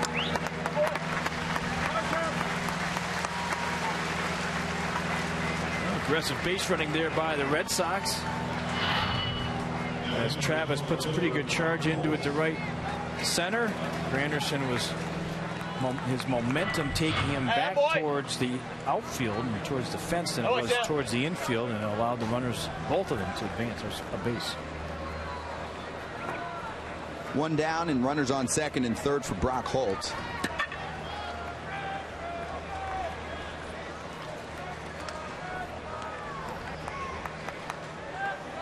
Just like last inning, Noah with some trouble to try and work out of. With one out, Bogarts doubled. A Travis Shaw single brought him home, and then he struck out the next 2 batters to end the frame. And you saw that last inning, just like we did just there, to pitch that 98-mile-an-hour fastball with runners in scoring position. Hey, Dusty, one for the voice of Brockton. Dusty. Looks like now we're going to have some action in the Mets bullpen. Hey, Dusty. We're supposed to see Hansel Robles, Jerry Blevins, and Logan Verrett. It's Blevins warming up. The southpaw with a few tosses. This should be it for Noah. Pitch number 67 coming up to Holt.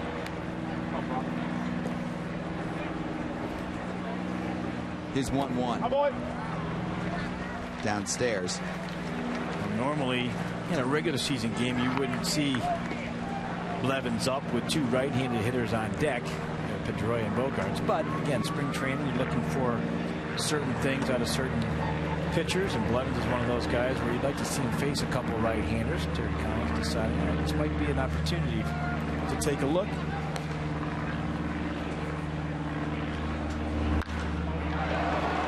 Holt flies one to center field. Cespedes is called off by Lagares. Catch is made. Hanigan tags and scores standing for the second out. It's a sacrifice fly off the bat of Brock Holt to make it a 3-2 deficit for Boston.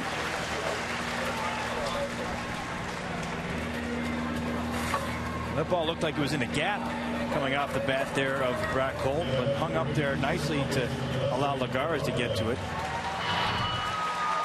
You see Lagares had misplayed that line drive, but this time running after it full speed and ends up making a nice play, throws it in to second base. So Lagares still getting used to the angles and the way the ball comes off the bat out there in left field. Castillo moved his way to third. Now it's Pedroia who's 0 for 2 against Noah Syndergaard today. Struck out in the first, grounded out in the second. It's kind of an awkward pitch there. Syndergaard going to that hybrid slider cutter. I don't think Darno has seen an awful lot of that pitch. Looked like it was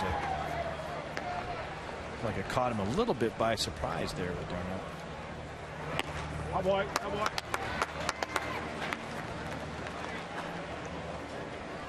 A lot of chatting between Noah and Travis this afternoon in the dugout and on the field. I like the fact here, though, that Noah's going to that slider 2 pitches in a row, trying to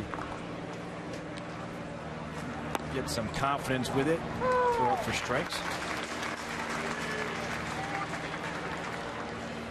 Back that slider up with a 98-mile-an-hour heater. Even the changeup, it's high 80s.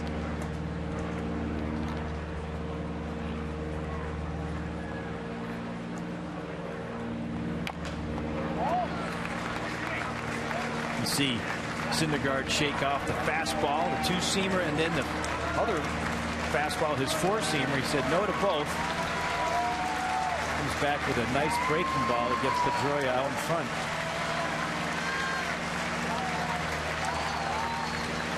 Now he's got Pedroia set up if he wants to come fastball. He ended the fourth with a strikeout. Is 2-2 to Pedroia. And the count is full. I like that sequence a little bit better because now you go 2-2 with a breaking ball, right? Now you can come back fastball, or here at 3-2 you miss. He can come back with a curveball if he wants. He can come back with a 4-seamer. Looks like he may go with a slider. His third best pitch. And that is popped up center field. Cespedes over to his right side. Pedroia flies out. The Red Sox do get another run against Noah Syndergaard. His day is probably done. Mets 3-2 as we enter the bottom of the 5th. We invited you here today to get your honest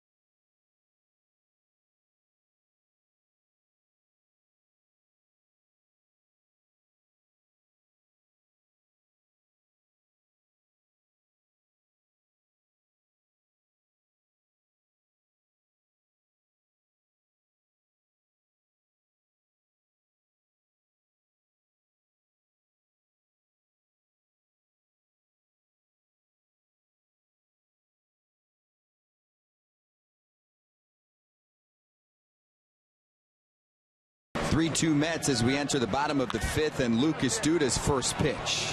is popped up high to Shaw. He's the only one on the left side who puts him away for 1 out. The 5th inning recap presented by Ford. Noah Syndergaard's 5 innings. Gave up 1 earned run. 2 total. No walks. He struck out 5.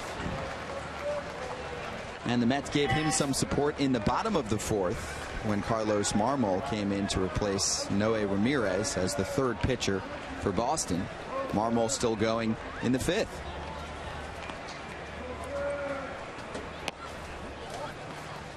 And now it's Neil Walker. He walked in the 2nd inning. Grounded out to, I guess you could say, short on the right side in the 3rd. Part of the shift against Neil that we're seeing again.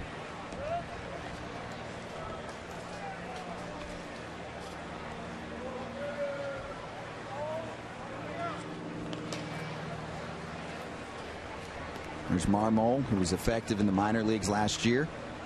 Actually, the year before that. He left the Louisville Bats in AAA in 2014. That's out of play from Walker. Marmol ditched the team in June without permission. He said he needed a mental break. Cloudy afternoon at Tradition Fields. Good day to hang out on the berm. It's 78 degrees, but there's no sun. They wanted to get this game in badly. Real good crowd is scheduled to be here. Pretty much a sellout. As long as the weather could hold up, and it has. It's Snowbird City. Red Sox fans make their way down to South Florida. A chance for many that come from the north to see Boston, and we see that from the Mets all spring training long. Great little vacation when there's still snow in the forecast this weekend. You don't see many games between the Mets and the Red Sox in spring training. They're on the other side of the coast here on the West Coast. And last year they played 3 games at Citi Field, if you remember. But not going to play the Red Sox this year. In the regular season, anyway. The base on balls for Walker and a 1-out base runner. Well, this year is the 30th anniversary of the Mets beating the Red Sox in the World Series. 1986, and the Mets are going to do some celebration. You're going to see some celebrations at Citi Field the end of May. That'll be fun to see. Almost every, I think every 86 Mets is invited back for that weekend.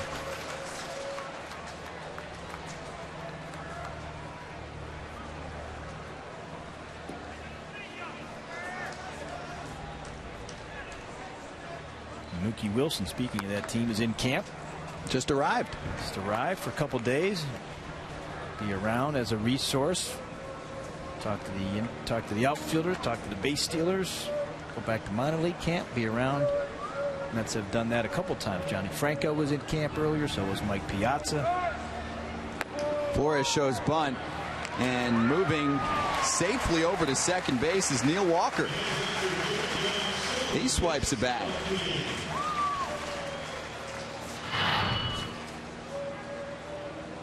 Well, Wilmer pulling the bat around, just showing bunt, but not really looking at the bunt, trying to get the infielders to maybe get mixed up on their coverage at second base. Walker goes in, doesn't steal many bags himself. In fact, the Mets have only stolen now 9 stolen bases during the course of the spring and been caught 4 times. That was Walker's first stolen base of the spring. Control issues for Marmol in the previous inning, but also aggressiveness by the Mets base runners. That included a double steal executed by Matt Reynolds and Juan Lagares. That's a called K on Flores with 2 down for Marmol. Well, Wilmer got caught in between here.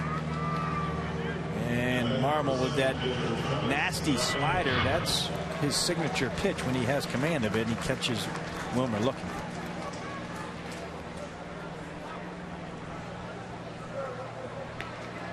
The first hit of the previous frame for the Mets from d'Arnaud. And he scored the first run. that bottom third portion of the order for the Mets, with all three in the fourth. Contributing to a 3-2 lead, 2 outs, and a 1-0 count to Travis.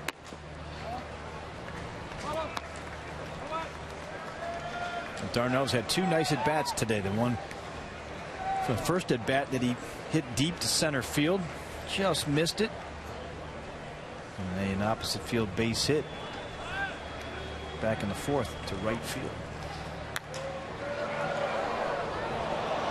It's interesting to me how the Mets are going to handle the catching this year, because you have obviously Plawecki and Darno. Manel's the only other catcher. There's been reports out there they're looking at AAA type of backups to have down in the minor leagues. Manel's strength is more on the offensive side than his defensive side, but the question that the Mets have to decide, and Terry Collins has to figure out, is how much playing time is he going to give Plawecki and Darno? Is Darno going to be the main guy? How many at-bats, how many games, especially early when that schedule is so quirky? You have 2 games in the first 5 days. Can you keep Plawecki sharp with his at-bats? I think you can do it. I've seen it happen before.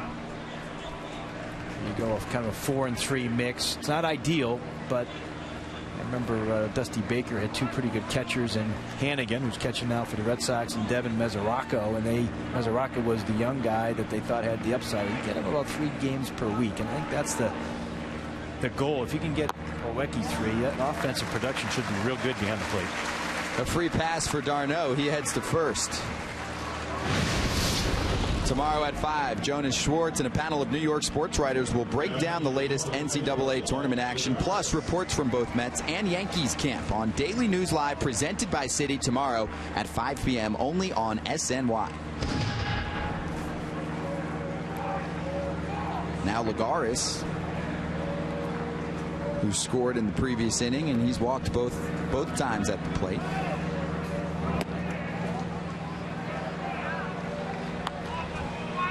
Walker at second. Darno at first.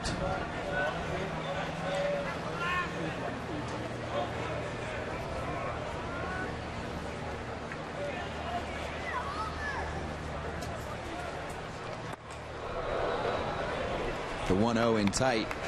Patience from Juan Lagares this afternoon.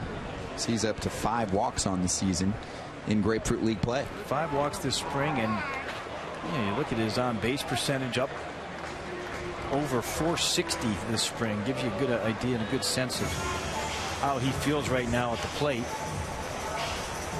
And on the base paths, for that matter. Stealing home, scoring the Mets' second run. I went back to look at it when the Mets asked him and put him in the leadoff spot in 2014. Right, the last month or so of the season, from August 30th to the end of the season, he stole 8 of his 13 bags that year. Only got caught once.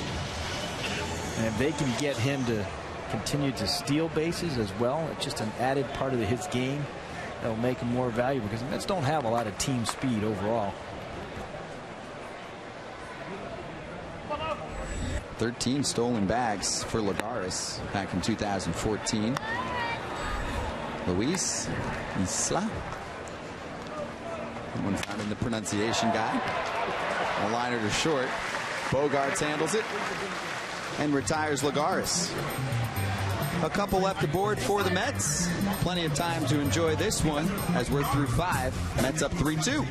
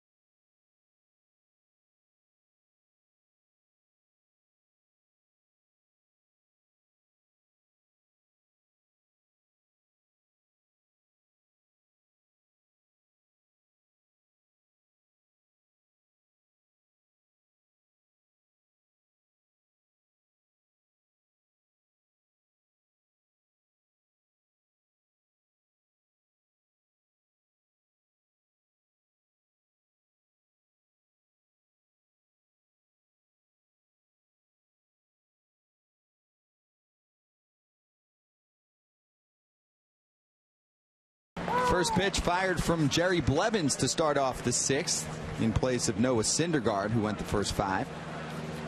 Mets up 3-2.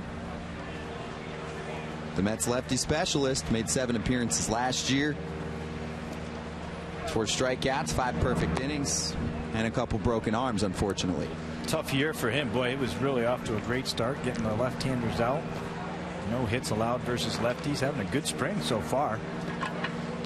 6 outings, an ERA under 2. He's facing Xander Bogaerts, who doubled back in the 4th. Let's check out today's pitchers, brought to you by Cadillac. Heath Hembree began the day for Boston. 5 innings from Noah, 6 hits, 2 runs, 1 earned. Didn't walk anyone, struck out 5, and we saw him tested in a few situations to end his day in the 4th and the 5th. And some positives to take out of today.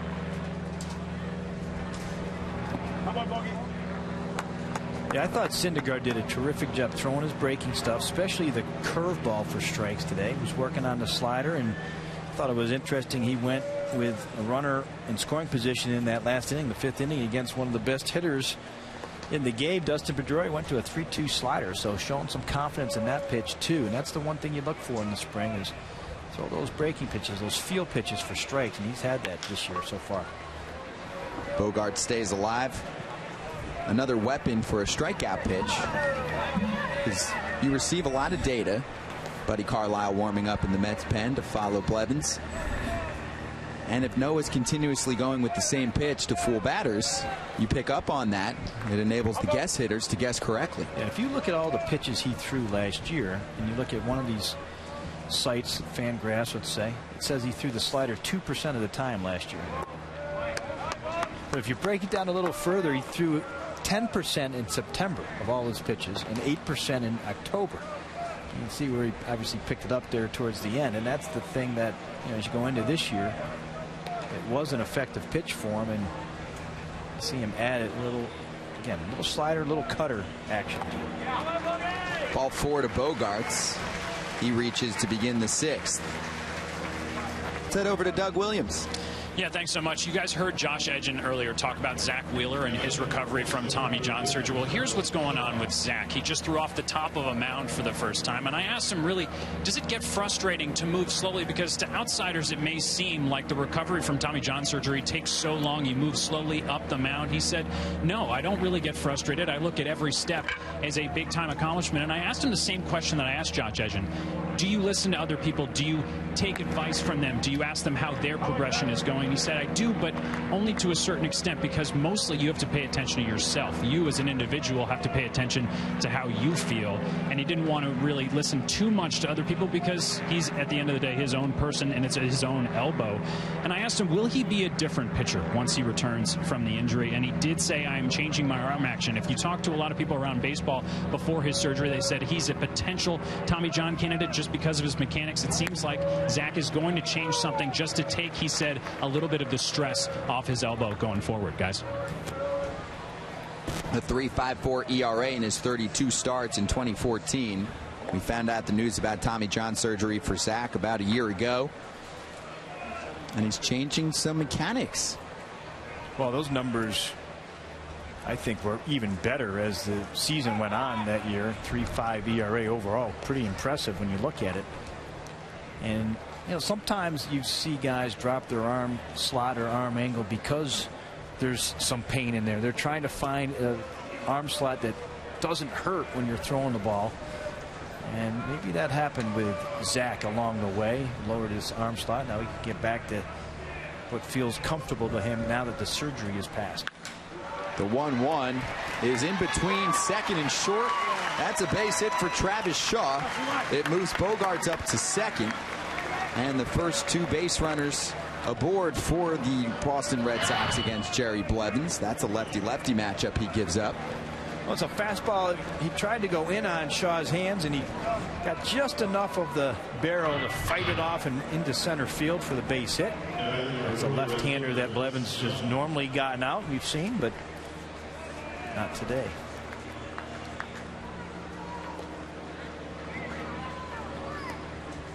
Chris Young has struck out 2 times.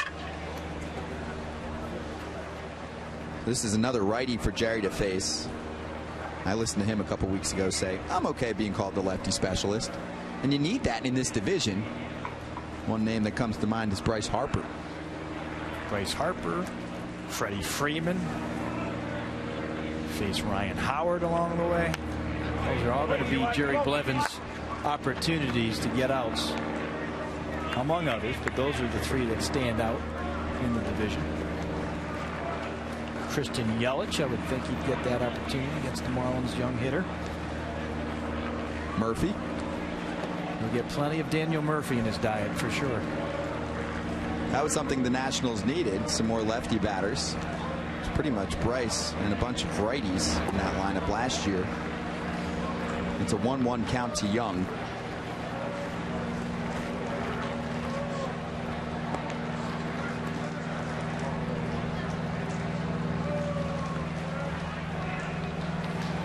And for Chris Young, this is what he'll be called to do. A .575 slugging percentage last year against Southpaws. And he socks this pitch to deep left field. Lagares looking back, and it has gone off the scoreboard. A 3-run home run for Chris Young. 5-3 Red Sox.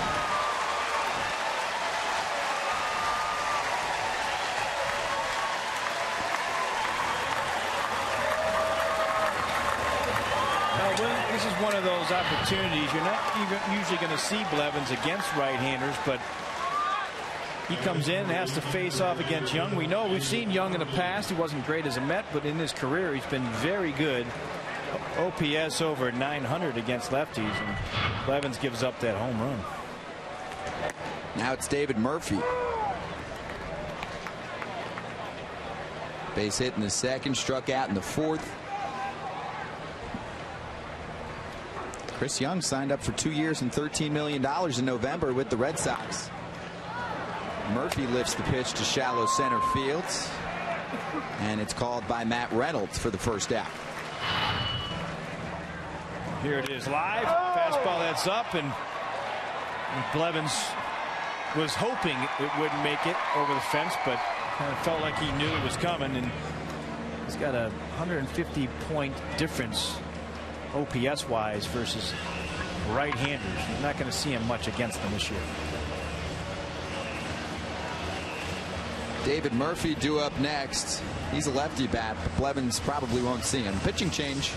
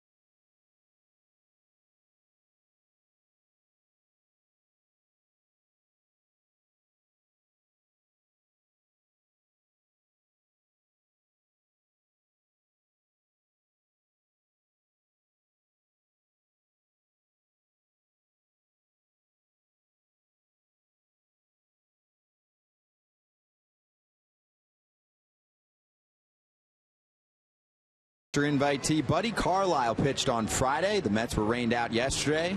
Buddy's back on Sunday against Ryan Hannigan. He replaces Jerry Blevins in the 6th. A 3-run home run off the bat of Chris Young, giving the Red Sox a 5-3 lead. That's Buddy's work with the Mets in 2015. He missed most of the season. That's hit solidly to center field. It drops for a base hit. Picked up by Cespedes.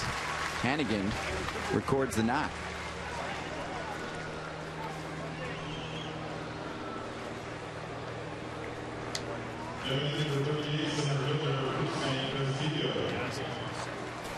No more Cespedes in center field, so we had some changes during the break.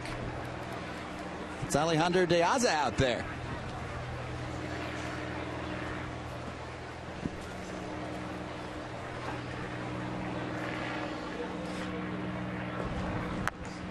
Now Rusney Castillo with Hannigan on first.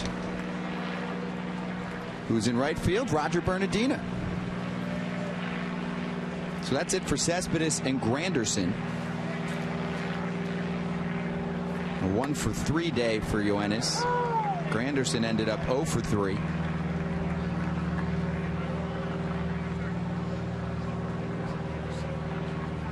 And that's usually the case around this time in the month of March. 6th inning. We had a flurry of changes on Friday.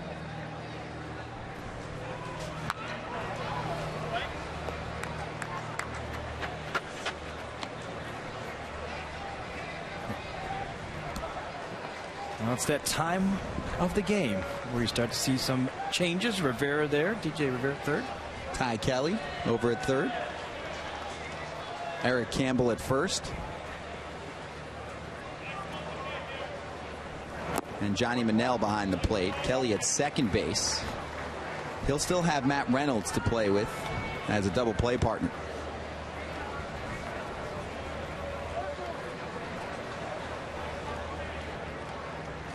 Here's Kelly replacing Walker.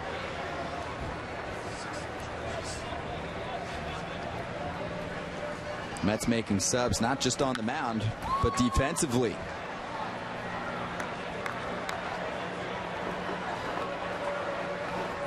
Carlisle had some trouble the other night. Led off his outing, and he gave up 3 hits. 4 runs, ended up scoring. And prior to that, he had been pitching well in that competition in the bullpen spots. Likely he's going to be in the next minor leagues as inventory, but he and Jim Henderson are among the guys coming in on invites that are still in camp here. Mets have sent a lot of their minor leaguers back to the backfields, back to their teams, so they can get ready for the minor league season. And a 2-2 fools Castillo. The strikeout is the second out.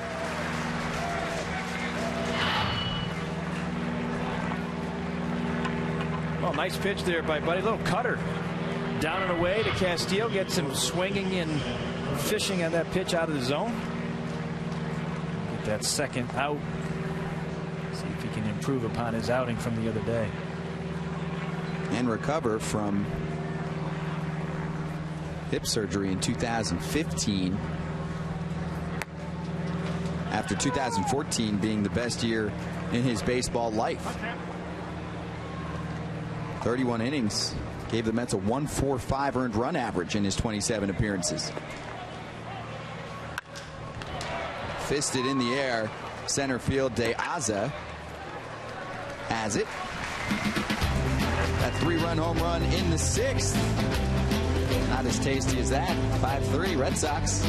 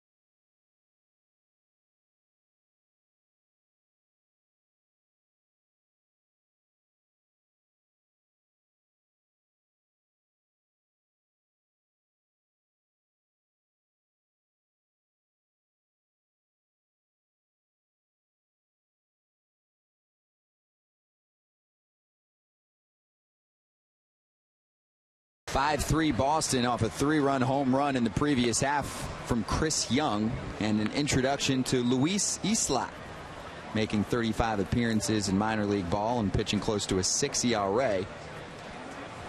Strikeout guy. Plenty of hits though there, Duke. 109 of them allowed in 84 2/3. He's made one spring appearance thus far. Red Sox sending 2 crews on this road trip. One for the one in Port St. Lucie. You'll see a little more veteran crew tomorrow down in Jupiter. Mets are going to the West Coast here after Monday's game. They'll bring more of their players because they're there for 2 nights and 3 games. That's the one thing that's changed over the years here in Florida in spring training, is you have more overnights. You never had overnight days. You had more teams on the East Coast, but now the Dodgers are gone. It's more spread out here in Florida than it's ever been. Matt Reynolds facing a 1-1 count. Until next year. We'll see. We'll see next year. It looks like it'll be better next year. Yeah, Astros and Nationals look like they're moving to West Palm Beach, so that travel will get a little easier.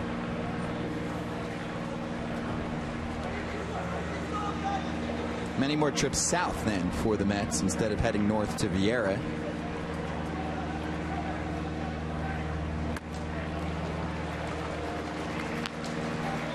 You have the Cardinals and the Marlins in the same spot. The Nationals and the Astros sharing a home. A new trend. We've seen some of that in Arizona, where there's definitely no overnight stays for anyone. About an hour is the longest distance in Cactus League play. I'll leave the Braves as the only team really up in that Orlando area. Maybe the Tigers over in Lakeland. Most of the teams will be spread across the west or down here on this side, the southern kind of southeast part of Florida.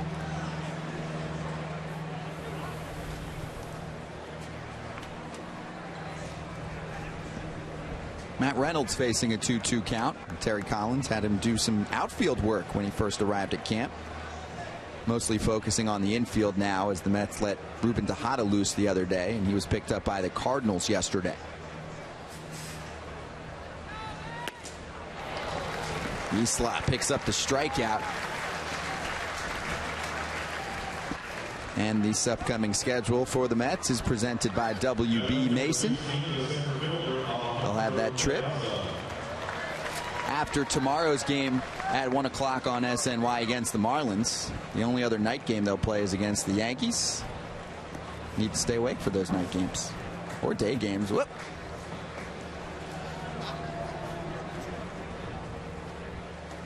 See if the Mets can create a little offense. Wake up the crowd here with Alejandro De Aza. His first trip to the plate in place of Curtis Granderson. He snuck up on us with those substitutions. Jerry Blevins was replaced by Buddy Carlisle.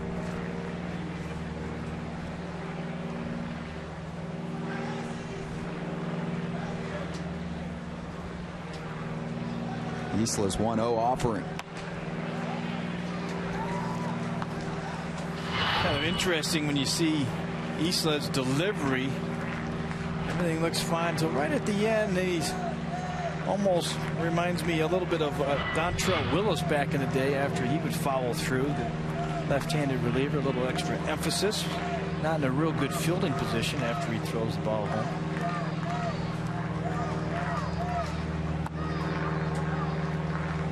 Your left-handed batters, a little distracting. Try to focus on the ball as it's coming in, but Diaz getting an opportunity against lefties. Most of the time he's gotten his opportunities against right-handers over the past couple of seasons as a platooner.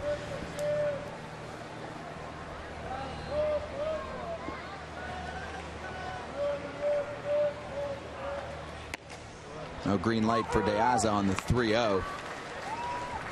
Yeah, Diaz is in an interesting position because of the fact that they brought on Cespedes. The original plan wasn't to have him, so he's fighting for playing time, and he was under the impression originally that he would get some platooning work in center field, could play the other positions as well. Now he's wondering whether he's going to have any at-bats. He's headed to first base. A one-out walk issued by Isla. Little bullpen session out there. Love it. Got the protective mask on. Throwing the ball down the berm. Protect the moneymaker.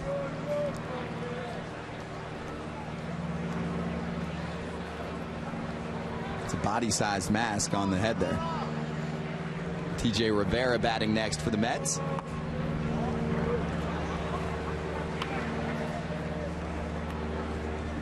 Love to see young fans out. It's the initiative that Major League Baseball is trying, is to include that a little bit more, say, youth and fan-friendly atmosphere. The Mets have always done a good job of attracting the youth, attracting young kids and young families. It's a perfect spot for it, too.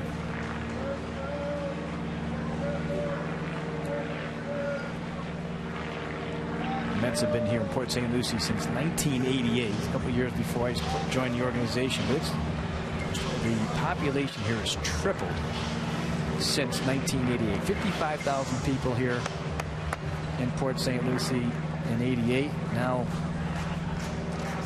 into the 150,000. You can see that the attendance has been very good here this year, especially because of the Mets winning last year. Packed house this afternoon at Tradition Field. Quick check over to first to keep Diaz at first. Few empty seats. Yeah, not many. A packed berm out in right field. Plenty of shade here, too. That's the one thing that fans like. Even when it is sunny, you can find some shade. An 80-degree afternoon. No snow in Florida. Chance of rain not happening so far this afternoon. Looks like they may be getting a little snow up there in New York. Oh, yeah. Potentially, anyway. If you're flying down to see some Mets spring training, it might be delayed. We're headed back north. It could be an extended trip to Port St. Lucie. That's not a bad thing. TJ Rivera facing a 3-1 count. And he's impressed so far this spring.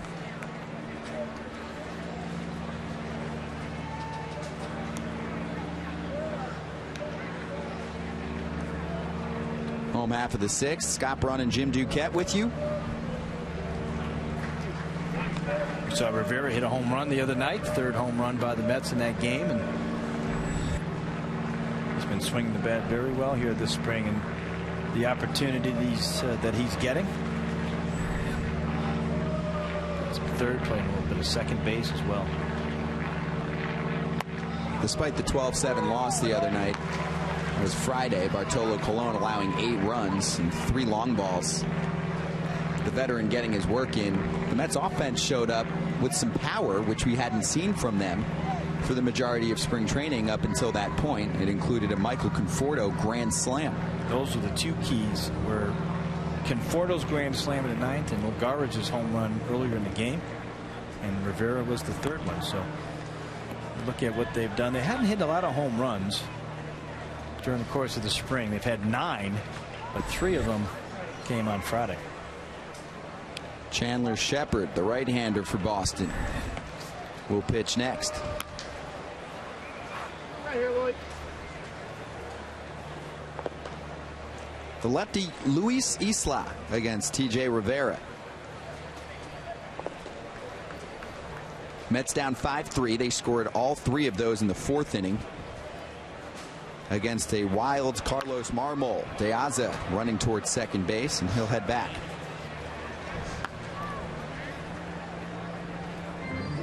There's the grand slam man, Michael Conforto, in the 9th inning on Friday night. Terry Collins wanted to get Conforto some at-bats against left-handers, so why not?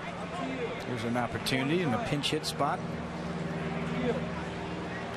Best way to get at-bats against any lefties. You can do it in spring training, you can do it in the backfields on the minor leagues, as many as you can.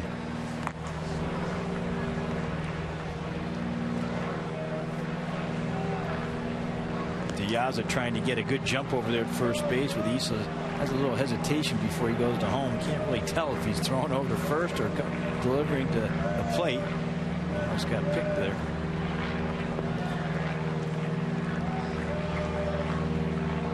Good base runner off at first for the Mets. He's going.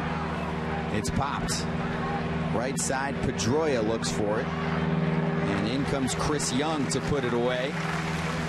And that's the second out of the sixth.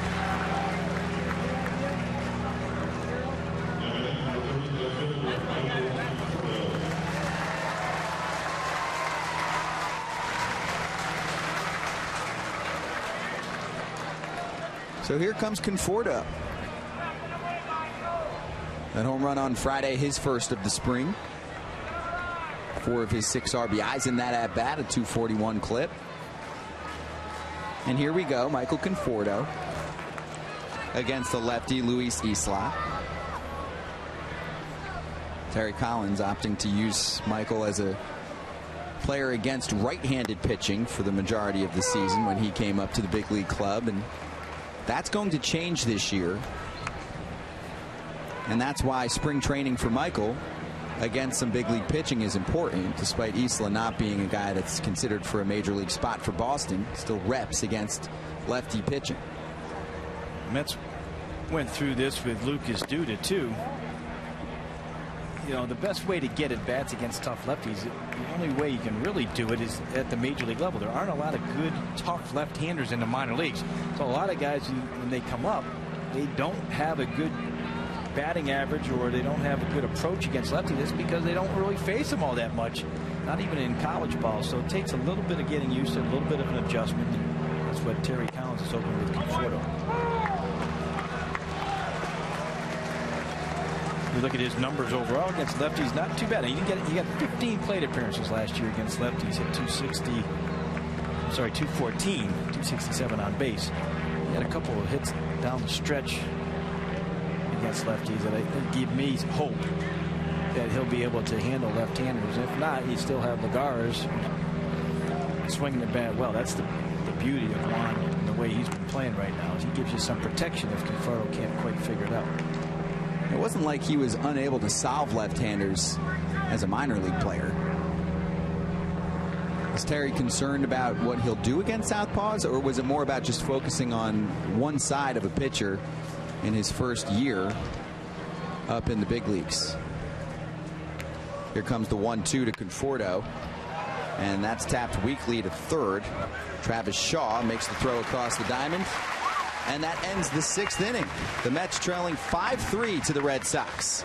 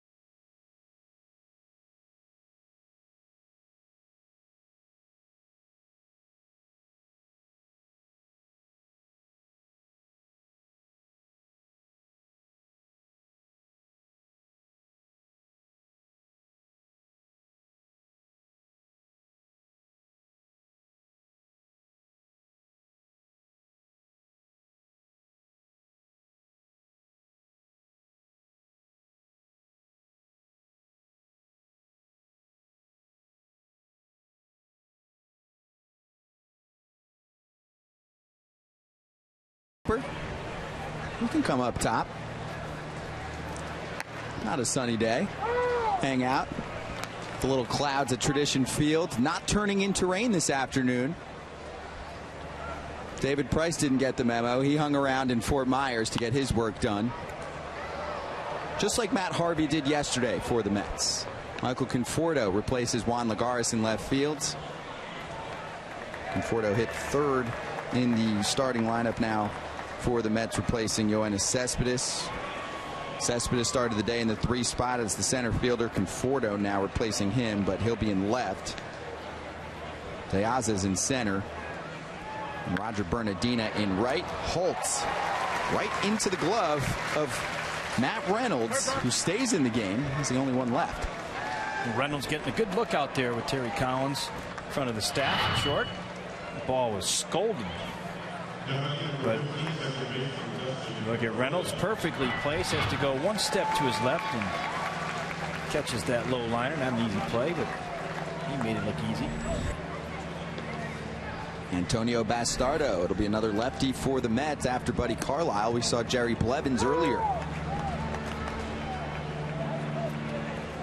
Another inning for Carlisle and another at bat for Dustin Pedroia. Veteran stays in the game, looking for his first hit.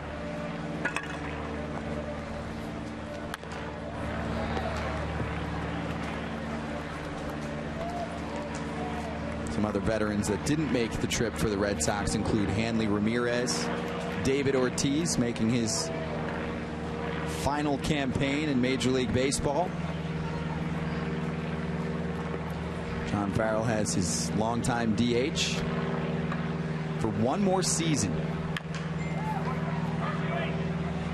Hanley Ramirez going over to first base. We'll see how that works out. The reports have been real good. I had talked to a couple scouts recently who said he has looked surprisingly good at first. So they're kind of waiting for Ortiz to retire. Hanley is before he can slot in there. He's got 1 year of having to play the field. And 3 years left in that contract for $66 million. A lot of money given Hanley and and Pablo Sandoval. That's a live ball, or at least Johnny Manel will throw over to first, and Campbell will step on the bag just to check. And John Farrell making sure that Dustin Pedroia's at bat continues. It will. He made contact with that. The replay proof. Or not. I don't know. Or not. Pedroia swears that he fouled it off. And you can't really tell, obviously, in a game like this anyway. So the umpire chose to believe Pedroia, even though it didn't look like it.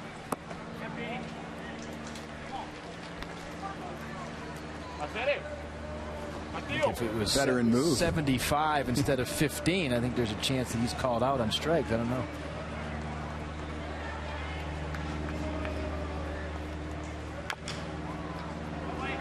At bat continues for Pedroia.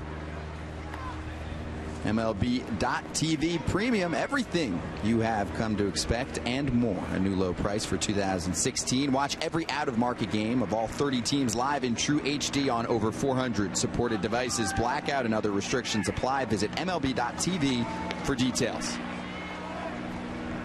Another 1-2 coming from Bud Carlisle to Dustin Pedroia. Didn't Derek Jeter do that a couple times where he faked a hit by pitch, moved over to first base, and it's harder to get away with that now in the regular season because of replay. You can challenge that. It is something you can challenge. As Monell's going to go out and get on the same page here with Carlisle. A little bit surprising as you go through the second inning of work here, but yeah, the instant replay has changed a lot of that. And you know, a veteran like Pedroia knows there's no instant replay in spring training, and take advantage of it if you can get away with it. Trying to prove something to the big league club. He's facing a 2-2 coming up.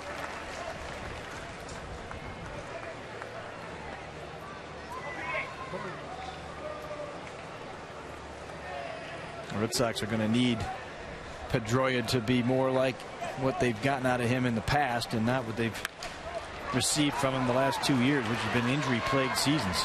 Slow roll to short. Matt Reynolds gets the job done. And that's the second out. Well, one of those things you're trying to check off on your boxes if you're trying to evaluate Reynolds is how does he go to his left from the shortstop position? Can he be a viable option now that Ruben Tejada is gone? And those are nice plays you like to see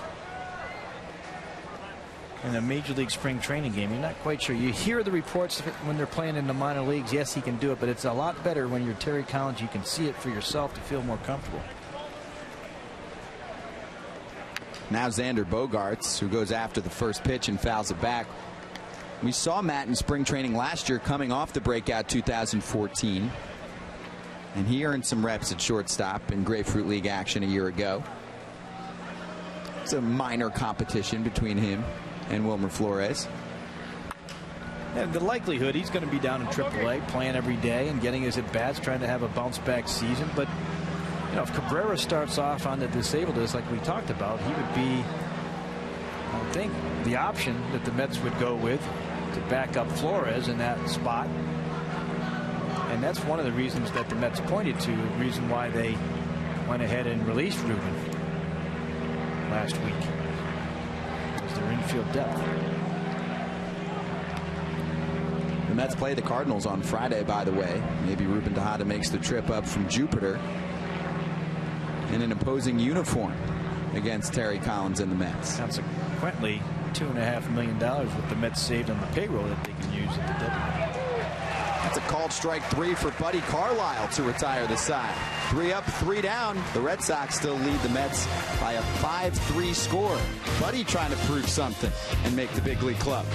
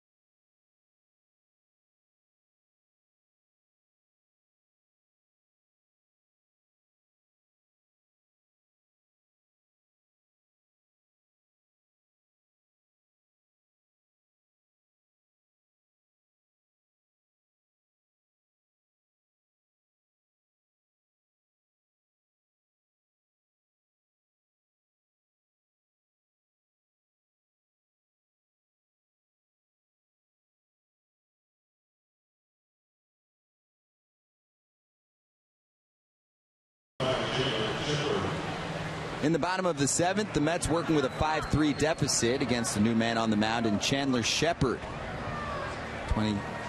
35 appearances, 67 innings last year. Strikeout numbers, almost a K per inning in the minor leagues. He's made 2 appearances in Grapefruit League play. A couple innings, 2 walks, 2 strikeouts, 2 runs allowed. And Eric Campbell is the first batter up in the bottom of the 7th. Campbell's at .333 this spring with 10 walks. Saw him get a nice at bat the other night for a base hit. As he competes for one of the bench positions for Terry Collins. He has a little bit of an advantage since they've seen him and his versatility, of course. 3 stints in the major leagues last year. That's one thing the Mets do like about Campbell, taking pitches. We saw him do that last year, despite the batting average issues. He was getting a lot of at-bats there for a while. Does not lay off the 1-2 on the appeal to first. And that's a strikeout for Shepard. Now here he is trying to hold up on that breaking ball, but just not able to hold off enough, and he gets called out on strikes. He's swinging on that one on the breaking ball. So that'll bring up Ty Kelly. First pitch, 1 hop, and 2 outs.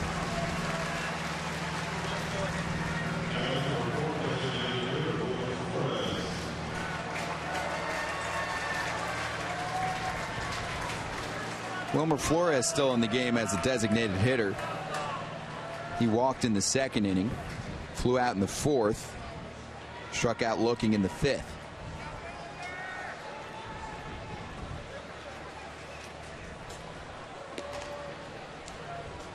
The difference in the game came in the 6th. Chris Young with a 3-run home run. And that was against Jerry Blevins. So it was a lefty on the mound versus a righty in Young. And we should see Antonio Bastardo in this game coming up in the 8th. There he is. Bastardo is a guy that will face off against righties and lefties. He's gotten righties out over his career, certainly did last year. Blevins is a guy you're not going to see an awful lot of at bats. High chop, long throw, and that is not corralled. So Wilmer Flores is safe at first on a throw off the mark.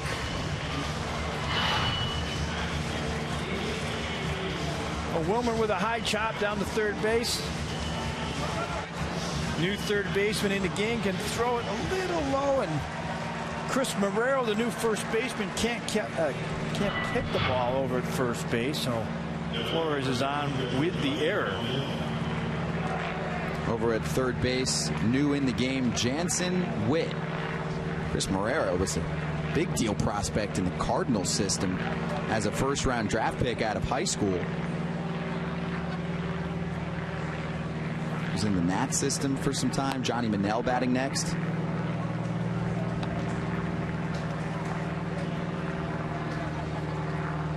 One of those high school drafts there Marrero was, it didn't work out. See that across the game. Those high school drafts can be a hit or miss proposition.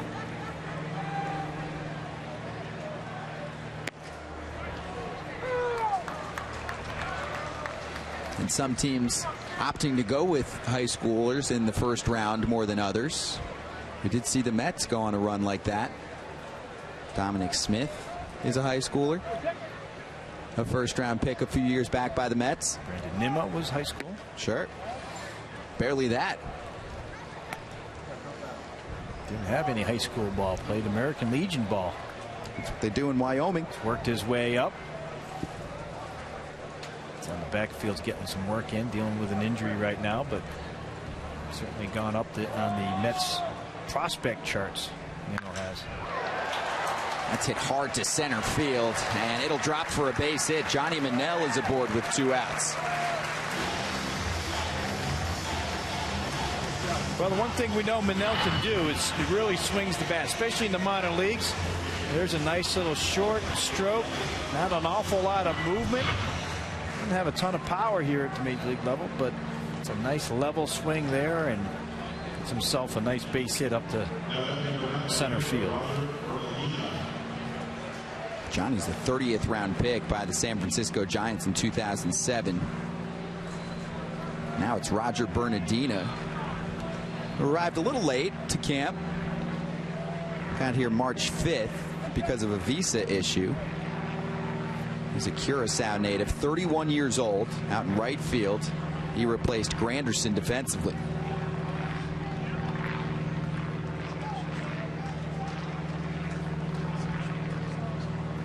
Some solid major league time for Roger. 1,480 plate appearances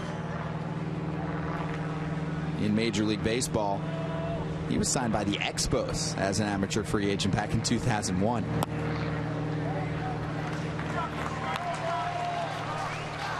The count is 2-0. Mets trailing by a couple runs. Trying to create some action after a quick 2 outs here in the 7th. Chandler Shepard struck out Campbell. Got Ty Kelly to bounce out. Flores reached via error. A single for Johnny Manel. And now Bernardina pops up. Here comes Marrero. Just outside of fair territory to make the catch and end the frame. Mets still down 5-3 after 7.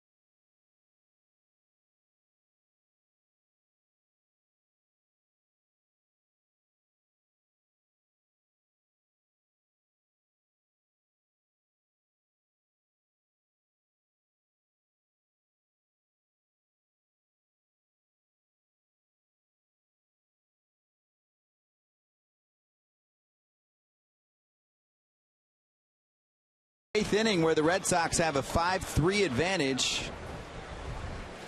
Antonio Bastardo, the southpaw, on the mound. And that's what he did in 66 appearances last year before signing in the offseason with the Mets. He'll face Josh Rutledge to lead off the inning. 2 years, $12 million. A 30-year-old. Not his finest work so far in spring training. No, has not had a good spring so far, and that's not an alarm yet. He gave up. They had a lead where he came in to close out a game, I believe it was against the Cardinals. Ended up going into extra innings last week. It was. I do like to see him at some point get himself on track, but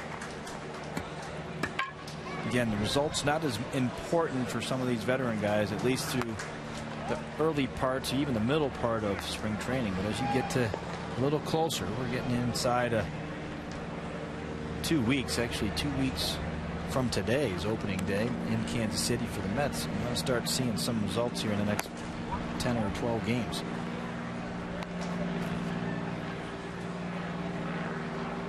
The 7th and the 8th inning last year at the end of the season belonged to Addison Reed and Tyler Clippard. Reed is still here. Bastardo will have that role. He's not just a lefty specialist like Blevins. It's the first strike to Rutledge, who was acquired by the Red Sox in July of 2015 in a Shane Victorino trade.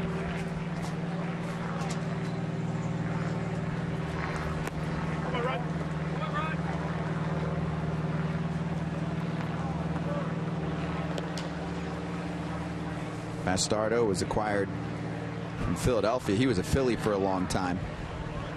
Went over to Pittsburgh in the winter before 2015. Strong season out of the bullpen. Big second half for the Pirates. Josh Rutledge earns a walk. And we have Doug Williams standing by with today's starter, Noah Syndergaard. And this interview brought to you by City. Thanks so much, Scott. Noah, what do you think of your stuff? What worked, what didn't? Felt like I threw the ball very well, with the exception of my hair ended up in my face and eyes a little bit. I feel like a little trim is in order to prevent that from happening. But overall, I felt like it was a really productive outing. I was very pleased with some things out there, but some things I need to work on a little bit better and continue to progress. It seemed like for a spring training game, there were actually a large amount of high-pressure situations, guys on base that you were able to work out of at least the first time. How important is that in spring training to get some, regular season situations under your belt? That's great to be in that kind of situation, especially during spring training, because you don't want to be a shock to you once it actually happens during the season. Kind of puts a little laid-back feeling, especially because it's spring training. But I feel like that's what ultimately helps in having success in those kind of scenarios, is kind of just taking a deep breath and then continue to throw a quality pitch and then get some outs. So if the hair's the issue, Noah, where do you go for that? Is it a clubhouse thing? Is someone going to help you? I mean, you're not going to Supercuts, Sports Clips, something like that. Who's taking care of your hair? That's a good question. I haven't really decided that yet. There's some guys down at Tradition that do a good job, so I might have to visit them. How about the work between you and Travis d'Arnaud today? It seemed like there was a lot of communication. He came out a few times. You and Dan Warthen and Travis were talking in the dugout. Is there a certain amount in spring training where you're trying to work out the kinks, make sure you guys are in the same mindset going in the regular season? Well, last spring training, I didn't really have that slider I'd been experimenting with. So that's kind of getting a feel for it, getting a feel for throwing it in certain scenarios. And just today was a step forward in building that relationship that I have with Travis to continue this 2016 season. Is there a certain point in spring training where you stop experimenting and now you're trying to move in through lineups, get guys out? That's your priority, because you guys put out close to your big league lineup today. So did the Red Sox. They had a few guys. Dustin Pedroia's in the lineup. When does it become more about getting guys out, less about experimenting? For me as a starter, I think it all starts with getting that pitch count up. That's when things start to get narrowed down a little bit, and you try to treat it like a real regular season game. And most people think when you come out of the game, your day is done. You have a routine. What do you do when you leave the game? Normally I'll leave the game. I'll go inside, get my shoulder exercises in, got to be able to stay healthy, go through my series of stretches, ice, and call it a day after that. Anything in particular looking to work in your next start? Just being a little quicker towards home plate. That'll be nice. But overall, very pleased with how today went. Noah Syndergaard, go get your hair figured out, my friend. Thanks for joining us. Guys, back to you. Doug, that is some breaking news from Noah about his hair getting in the way, because sometimes that's actually an advantage for a pitcher. 2-2 is the count, and Antonio Bastardo throws over to first. He thought he had Josh Rutledge, but timeout was called. See the hair get in the way? Okay, on the follow through. Yeah, I can see that. But in the wintertime, I read an article about how Jacob deGrom's hair can be a distraction for batters. And then Jacob reacted to that and said, well, I'm not cutting that. It's a distraction to Noah himself. And I still think he's going to leave plenty of locks on his head. Yeah, I think that is probably the case. Yes, a little trim, as he said, is in order. He wasn't going to go cut it all out. But I remember deGrom last postseason had talked about cutting it in the wintertime. It was kind of getting away a little, and he didn't feel like he thought it was a little hot, but you know what? He didn't really get it cut all that much either. So I don't know how much he's going to really get it cut. The fact that it even affected him, I don't know. It didn't look like it affected him all that much today. A walk issued by Bastardo. He's creating some trouble for himself in the 8th. Forrest all day is now at first. Josh Rutledge to second. This is Rosario for the Red Sox. Played in Japan last year with a couple home runs. Bastardo struggling again here with the command, and this is for me, when you start to look at his outings and you see a continual couple of walks here, getting hit hard there, that's to me one of those, when you have that money invested in a guy like this, where you want to talk to Dan Warthen after a ball game. Hey, what is going on? What are you seeing with him? What is he working on? Something? At times it looks like he's not directional. Bastardo looks like he's pulling off that front shoulder on occasion, and Dan's been so good at recognizing those over the years and dealing with a lot of these young pitchers. I'm sure he'll figure it out, but this is not what you want to see out of your 8th inning guy right now. And it's hard to get a gauge of where a pitcher is at when you have a reliever like Bastardo coming into the 8th inning against batters he's never seen, but against batters that he's probably not going to see. Maybe Rutledge will have some time in the majors this year for the Red Sox, but right now, Raynel Rosario not pegged for the opening day roster, nor is Forrest Alday. Left side, they'll try to turn 2. It only turns into 1. That's a hard slide into second base. A little bit past the bag, actually. Well, you see a little bit of contact at second base, which you're going to see on occasion, but it makes a nice throw. A little hesitation there. And for me, that's one of those you just want to get it over to second base as quickly as you can. Of course, that neighborhood play no longer allowed, and so the second baseman will stay on the bag just a hair longer, and Kelly no throw to first base. And it's become a hot topic around Major League Baseball is how are you teaching your second baseman to turn the double play, and how are you teaching your base runners how to slide. Runner on the move to second. That's over Kelly's head and into center field for a base hit. It'll score Rutledge. It's bobbled by De Aza, and that'll bring home 2. Here comes Raynel Rosario to score the second run and make it 7-3 Red Sox. It's a 2 RBI hit for Sandy Leon.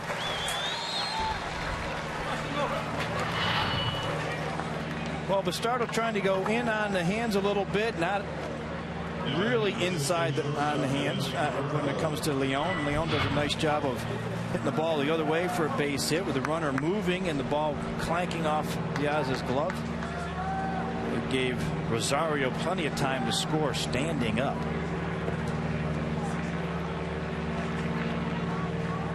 More troubles for Bastardo. So you look at what he's been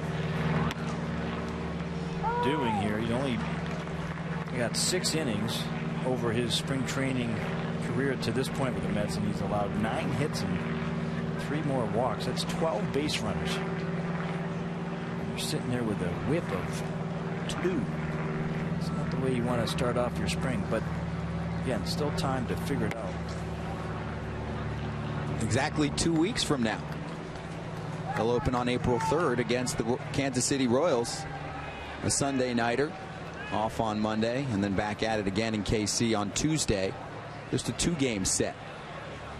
This was about the time that I started to worry when you have invested money in guys like Bastardo and they didn't show you results. This is where you're having those conversations like, all right, what are you seeing? How are we going to fix them? Let's get this on track. And sometimes it means going back to the minor league fields if you're working on something and facing off against some of the minor league hitters and just getting a little confidence back. You know, even major league pitchers that have a good track record like Bastardo, they go through little funks here and there.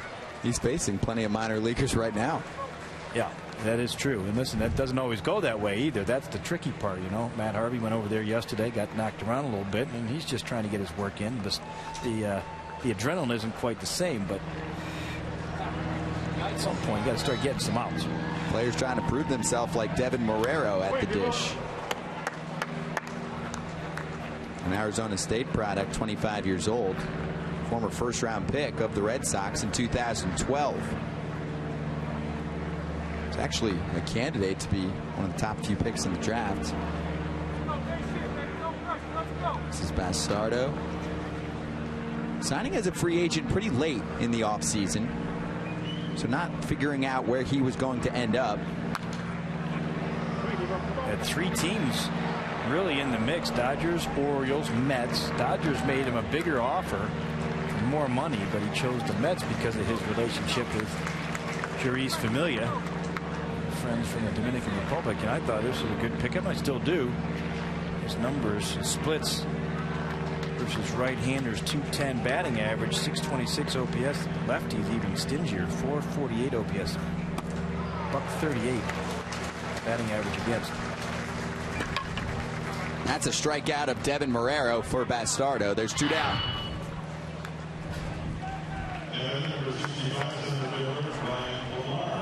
Well, looked like a little heater up out of the strike zone. He gets him to chase it out of the strike zone. That's, at this point, if you're Bastardo, you're looking for outs any way you can. You'll take it. He was a product of pitching coach Ray Searage last year. The Ray Searage effect, what he does to Pittsburgh Pirates pitchers. Jay Happ, Edinson Volquez, they've been able to resurrect their career and then move on to other pastures this year. Some of his projects, Ryan Vogelsong, Juan Nicasio, and John Neese, who was dealt over when the Mets acquired Neil Walker. He should be making 7 figures. Ray Searage, he needs to get a cut of some of these contracts that players are signing elsewhere. He's one of the top pitching coaches out there in the game, no question about it.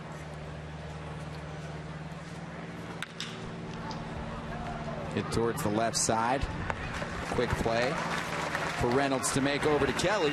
Another couple runs for the Red Sox. They lead 7-3. Sunday.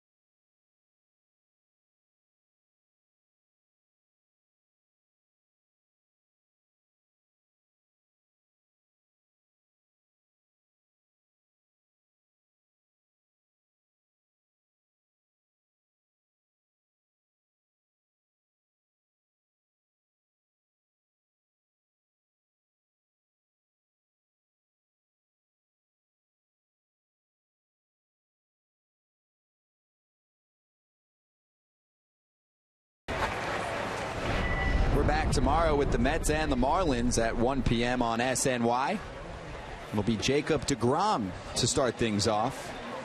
Jared Cosard pitching for Miami.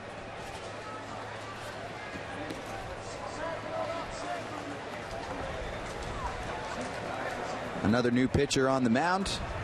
This is Robbie Scott, another lefty for Boston. He'll face 9-1-2 in the order. Matt Reynolds up first. He did reach in the 4th inning via walk. Stole second base, part of the double steal that scored Juan Lagares. It's the only run scoring for the Mets this afternoon. It came in the 4th. They scored 3.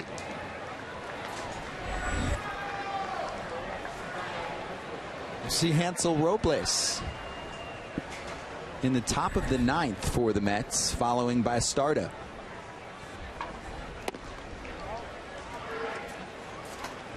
If Bastardo struggles out of the gate, it could be an expanded role for someone like Robles. And Robles will miss the first 2 games because of the suspension, but shouldn't be that big of a deal for the Mets when you have all of those off days there, pitching Sunday, playing Sunday, and then Tuesday, and that'll be it. He'll be able to be activated for that Friday game, home opener. Robles did a heck of a job there in spurts last season. Didn't see an awful lot of him in the postseason, but I'm looking for him to have a little bit more of an expanded role this year.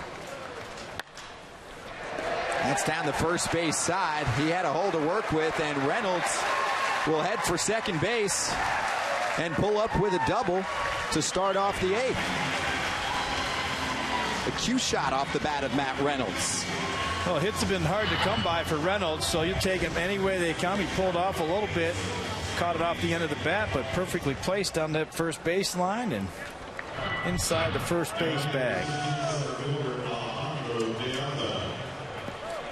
Diaza walked his first time up, replacing Granderson at the top. That's Reynolds' fourth hit of the spring.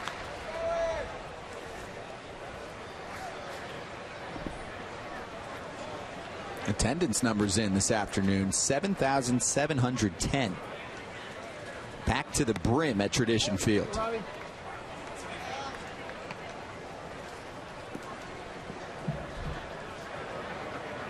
Saw a grand slam from the Mets on Friday night in the ninth.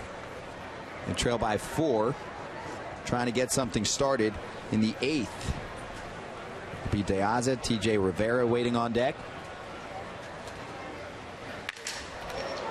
And that's spun to the shortstop, who makes the play over to first. It does advance the runner.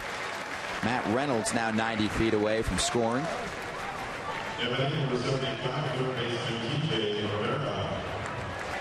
Well, Diaza moving the runner over. Not that he was trying to do that on purpose, but you'll take it. He's having a good spring himself, hitting over 450. Move Reynolds over to third base with one out. That was 2015 numbers for TJ Rivera, 380 on base percentage. If you add AA and AAA last year, his OBP was 364. Not much power, although we've seen that in spring training. It's hit hard, fielded on a hop. The play is at first in time, but it does score a run for the Mets to make it 7-4 on the RBI ground out from Rivera. It's Devin Marrero at short. Oh, great play by Devin Marrero. He's one of their prospects in the minor leagues. Doesn't get as much attention because of Xander Bogaerts, but what a terrific play with a strong throw. Robs a hit from Rivera.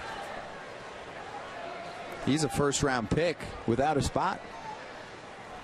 Guy that can play some short and some second eventually. I think you may end up seeing him do that at the major league level. He said problem is he's got Bogaerts and then Pedroia blocking. Conforto smokes that first pitch foul against another lefty. This works out well for Terry. Got him in there against the previous lefty Isla, and now Robbie Scott. You're trying to get him some at bats against left-handers in the spring training game. Well, here you go.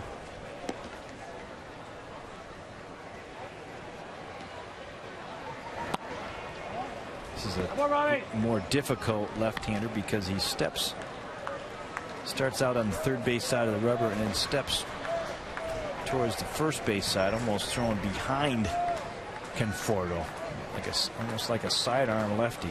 It's difficult at bat. Comes behind you and then finds the strike zone on the outer half of the plate. This is the type of say, relief pitcher that Conforto will face if Terry's going to play him, have him in the game late. That 1-2 is a breaking ball that finds the strike zone and sits down the Mets, who do get one run. TJ Rivera, an RBI ground out. Mets trail 7-4.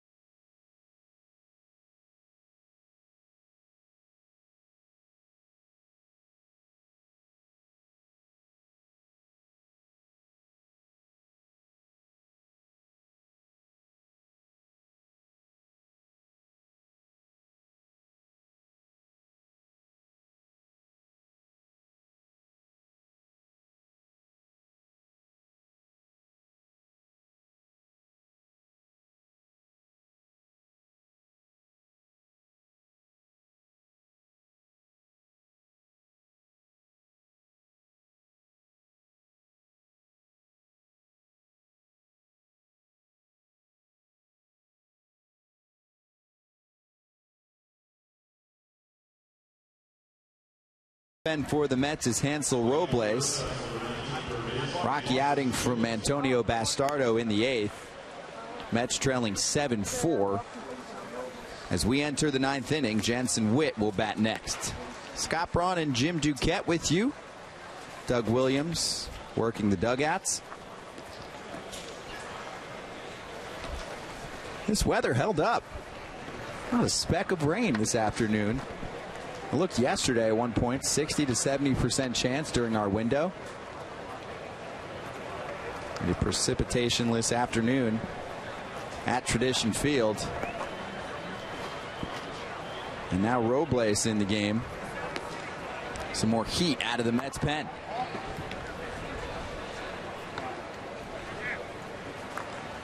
Robles, the likely right-hander for Terry Collins, and that 6th or 7th can pitch late in the game too if you want to give one of those guys a break. The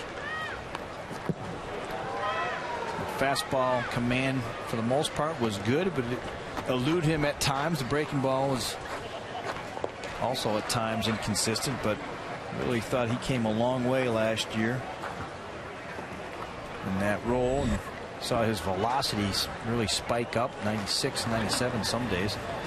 A guy that Terry could use back-to-back, sometimes 3 days in a row if he needed to. Zach Thornton warming up in the pen. Robles behind 3-0.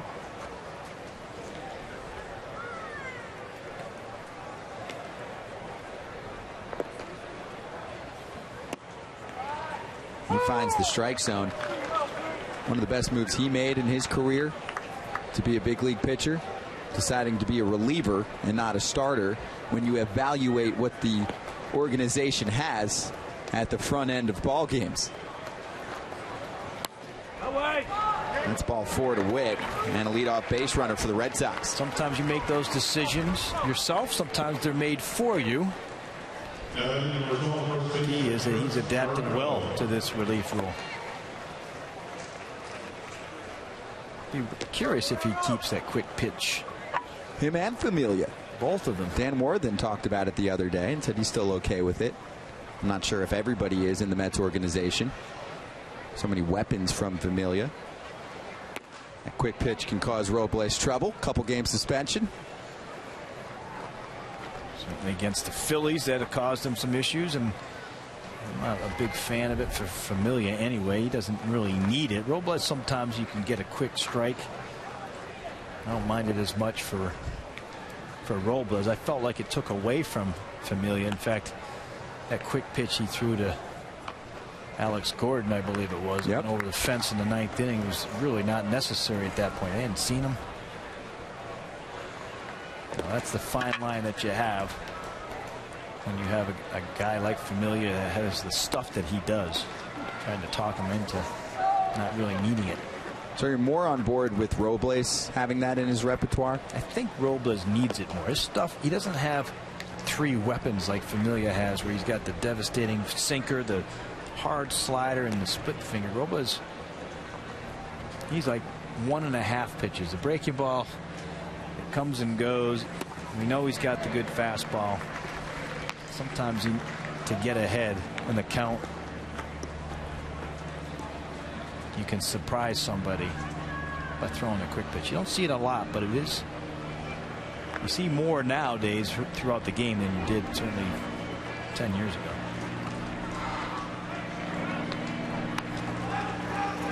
Joel Peralta has that quick pitch in the majors. There's maybe 2 or 3 others. Sure.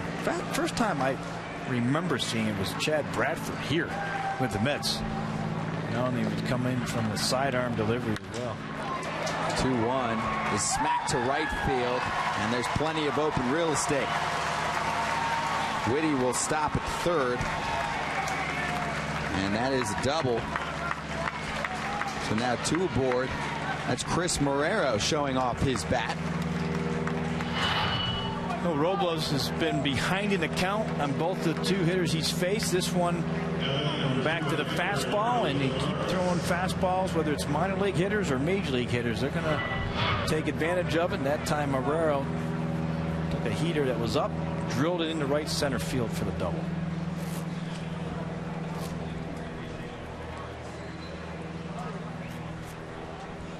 Henry Tavares, the right fielder, hitting third. A juicy spot for him. The Mets bring in their infields with nobody down, trailing by 3 runs in the 9th.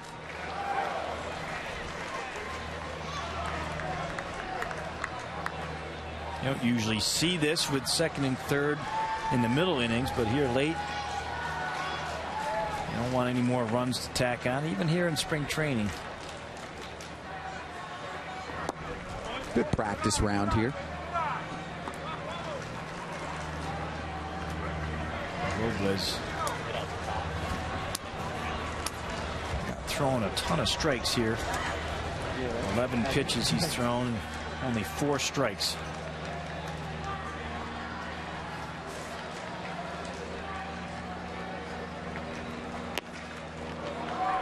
At 1-1 at the knees, finds the strike zone up to 95.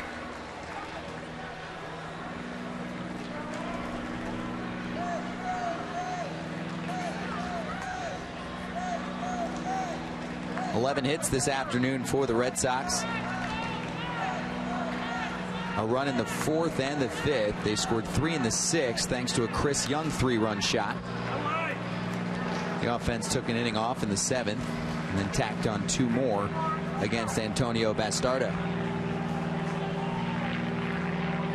A 3-run 4th for the Mets, creating traffic thanks to some patience against Carlos Marmol. And then another run in the last inning. Matt Reynolds scoring. He doubled, and TJ Rivera's bounce out brought him home. Now a 2-2 count. 14 pitches here. I don't think Robles has thrown a breaking ball yet.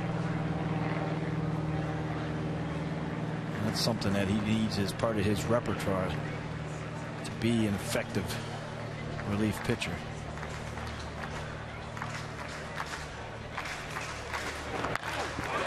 2-2 is smashed to right field. It'll find the corner, and it's going to score Witt along with Marrero. Landing at second is Tavares. A 2 RBI double off of Robles, and the Red Sox jump ahead now 9-4.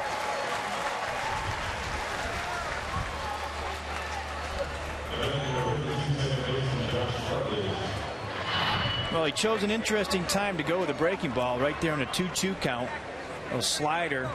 Not much break to it. Tavares ends up smacking it down into the right field corner. Both runners score easily.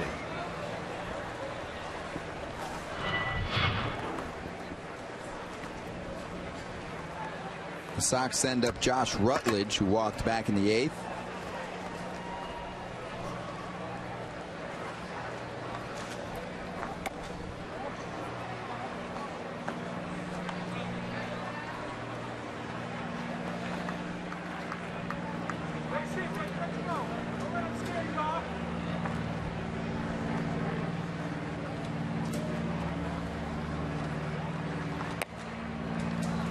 In there for a strike.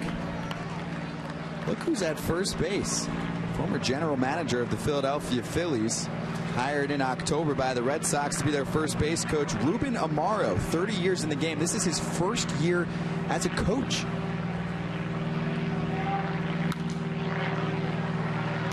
One of the interesting moves the Red Sox made this winter. They were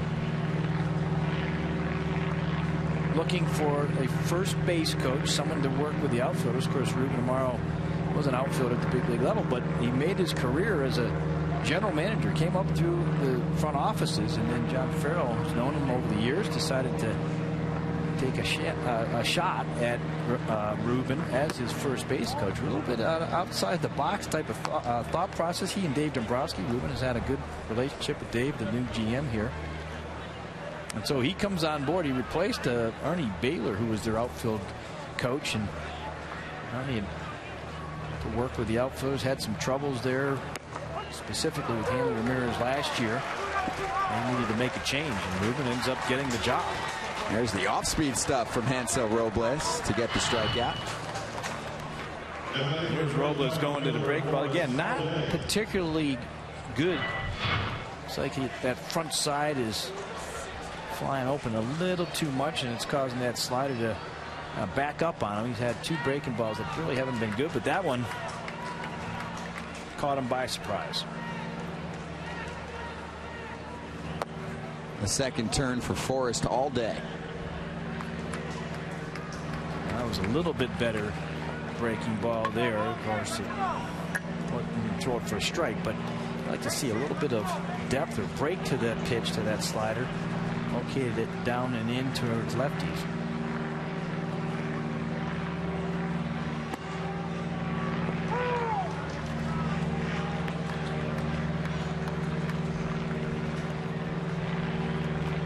One away in the 9th. 2 more for the Red Sox off Robles.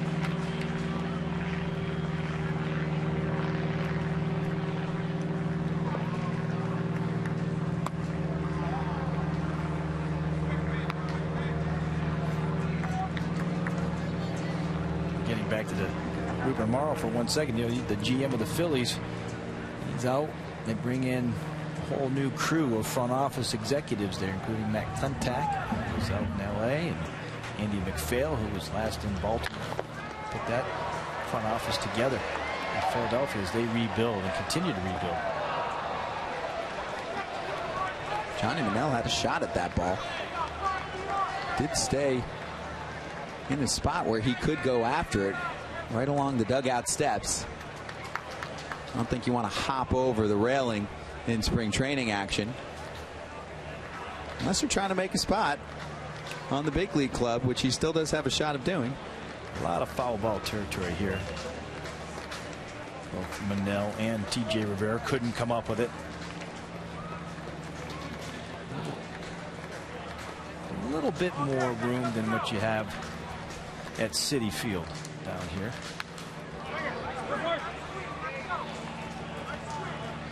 Of course, when this was built back in 1988, it was designed to copy Shea Stadium dimensions as closely as possible.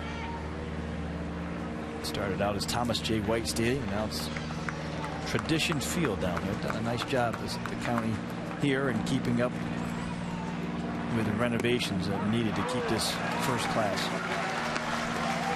Back to the dugout goes all day, and Robles racks up another K. Now going back to the breaking ball again, and now he's starting to throw that for a strike. Wouldn't have minded seeing it a little bit earlier, but now he's going to it here. He's gotten 2 caught looking here in the top half of the 9th. Starting to throw a few more strikes now.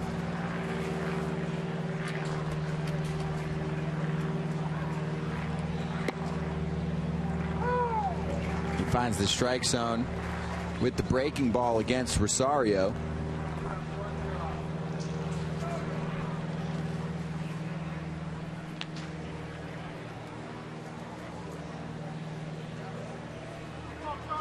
The Red Sox head down to Jupiter tomorrow. They'll take on the Cardinals.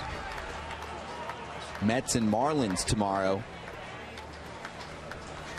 Wonder if Jacob deGrom had a fresh cut before his outing tomorrow, so that his hair doesn't get in the way. Spring training, getting everything in line, including the haircut, according to Noah Syndergaard, who said that the hair did bother him. He told that to Doug Williams a couple innings ago. Chuck swinging a look out over at the dugout. We're all good.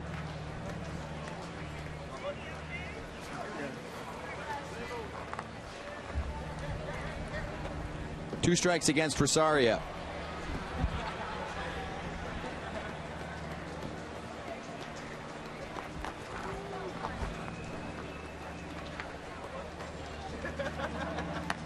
The 2-out 0-2 is 96 from Hansel Robles. It's the fastest we saw from him in his outing. He gives up a couple. That's down 9-4. Last chance.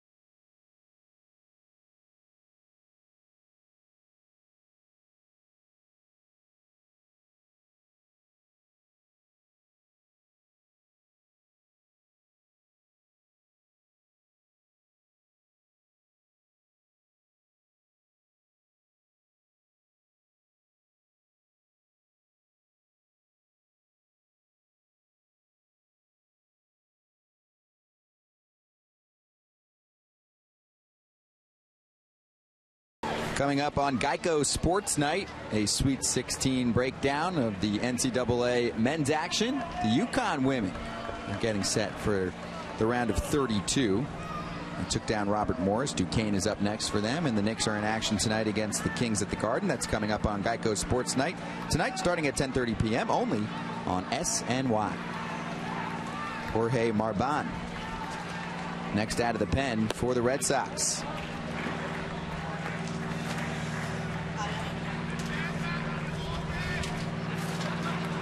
Eric Campbell struck out in the 7th inning.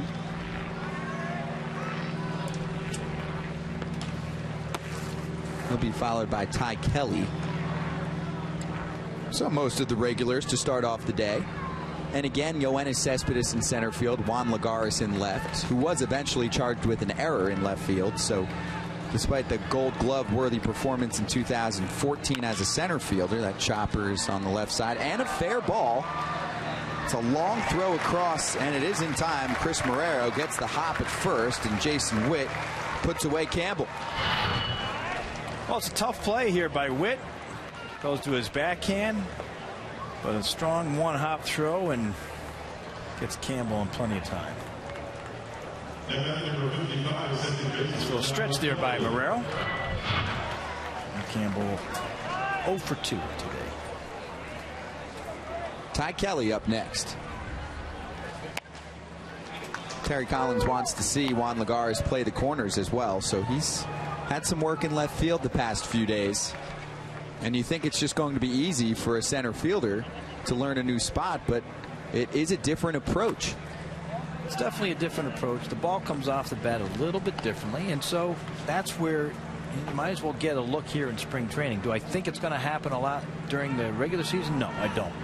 But with Cespedes, you don't want to muddy things or confuse things. It's better he play mostly center field in spring training, so he knows in his mindset that's his primary position. And then late, if you want to go ahead and make those changes, put Lagares in center and move Cespedes to left. But I don't see Lagares getting a ton of time over there in left field as a starter.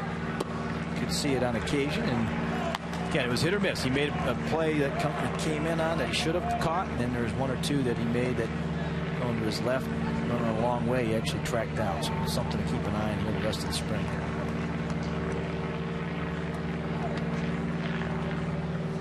The 3-1 to Kelly is lifted up, shallow left field. And that's going to find the grounds. Kelly's moving on to second base. He'll stop there with a one-out double.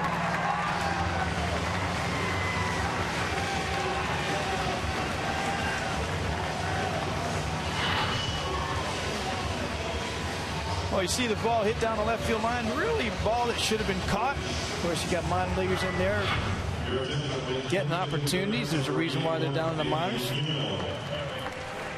Forrest all day. Catching balls like that, that's a ball that should have been caught. He'd like to have back all day.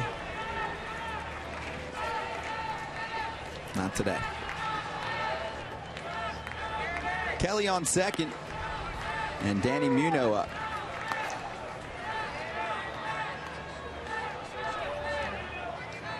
The Fresno State Bulldog with 27 big league at-bats last year. He was actually removed from the 40-man roster and then re-signed as a minor league free agent for this year.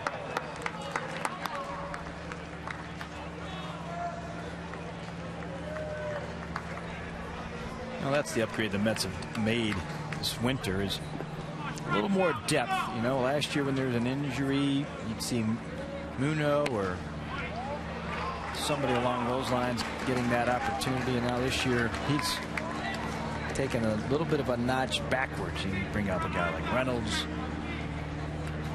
Obviously you have Flores as that guy, and that's I think the difference that you'll see when Terry Collins throws out, and they saw that when they brought Juan Uribe and Kelly Johnson on board at the deadline too. Witt puts away Muno, and the Mets are down to their final out. Those bats off the bench can be very important to the overall lineups, and Terry Collins won't have to mix and match quite as much with guys who have mostly AAA experience. It's not as sexy of a difference, but to make those moves and shore up your minor league at-bats and your fill-in positions can make a huge difference. And that's something that Sandy and the folks upstairs pay attention to. First pitch swinging is Johnny Manel.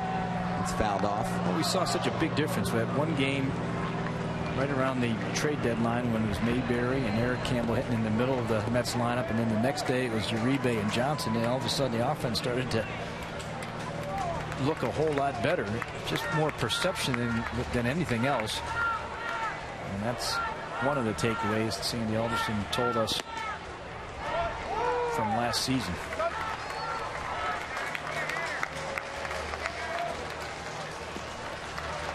And a year ago, the Mets only made 2 major league signings heading into 2015, and Mayberry was actually one of them. The only team in the majors that didn't make a major league signing for 2016, hard to believe, but the Yankees, the 0-2.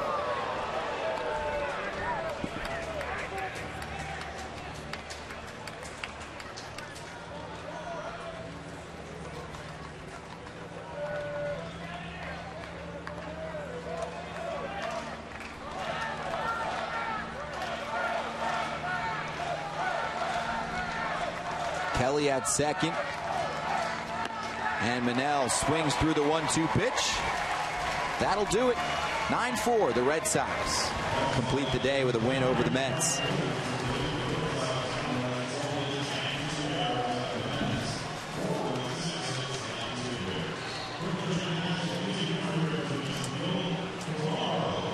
John Farrell and his crew on the east coast of Florida with a victory. Chris Young's 3-run home run in the 6th inning gave the Red Sox the 5-3 lead, but Noah Syndergaard gave the Mets 5 innings. Well, nice job overall, I thought, with Syndergaard, only allowing 6 hits, and he bared down when he had runners on base, got that opportunity to pitch out of the stretch, which hasn't happened all that much for him this spring, and it'll be something for him to build on, and he gets the pitch count up as well. And he's getting a haircut. Jacob deGrom tomorrow. New York Mets baseball on SNY is brought to you by W.B. Mason, the official office supply company of the New York Mets. Who but W.B. Mason? By Ram Truck Month, going on now. By Citi, proud sponsor of the New York Mets.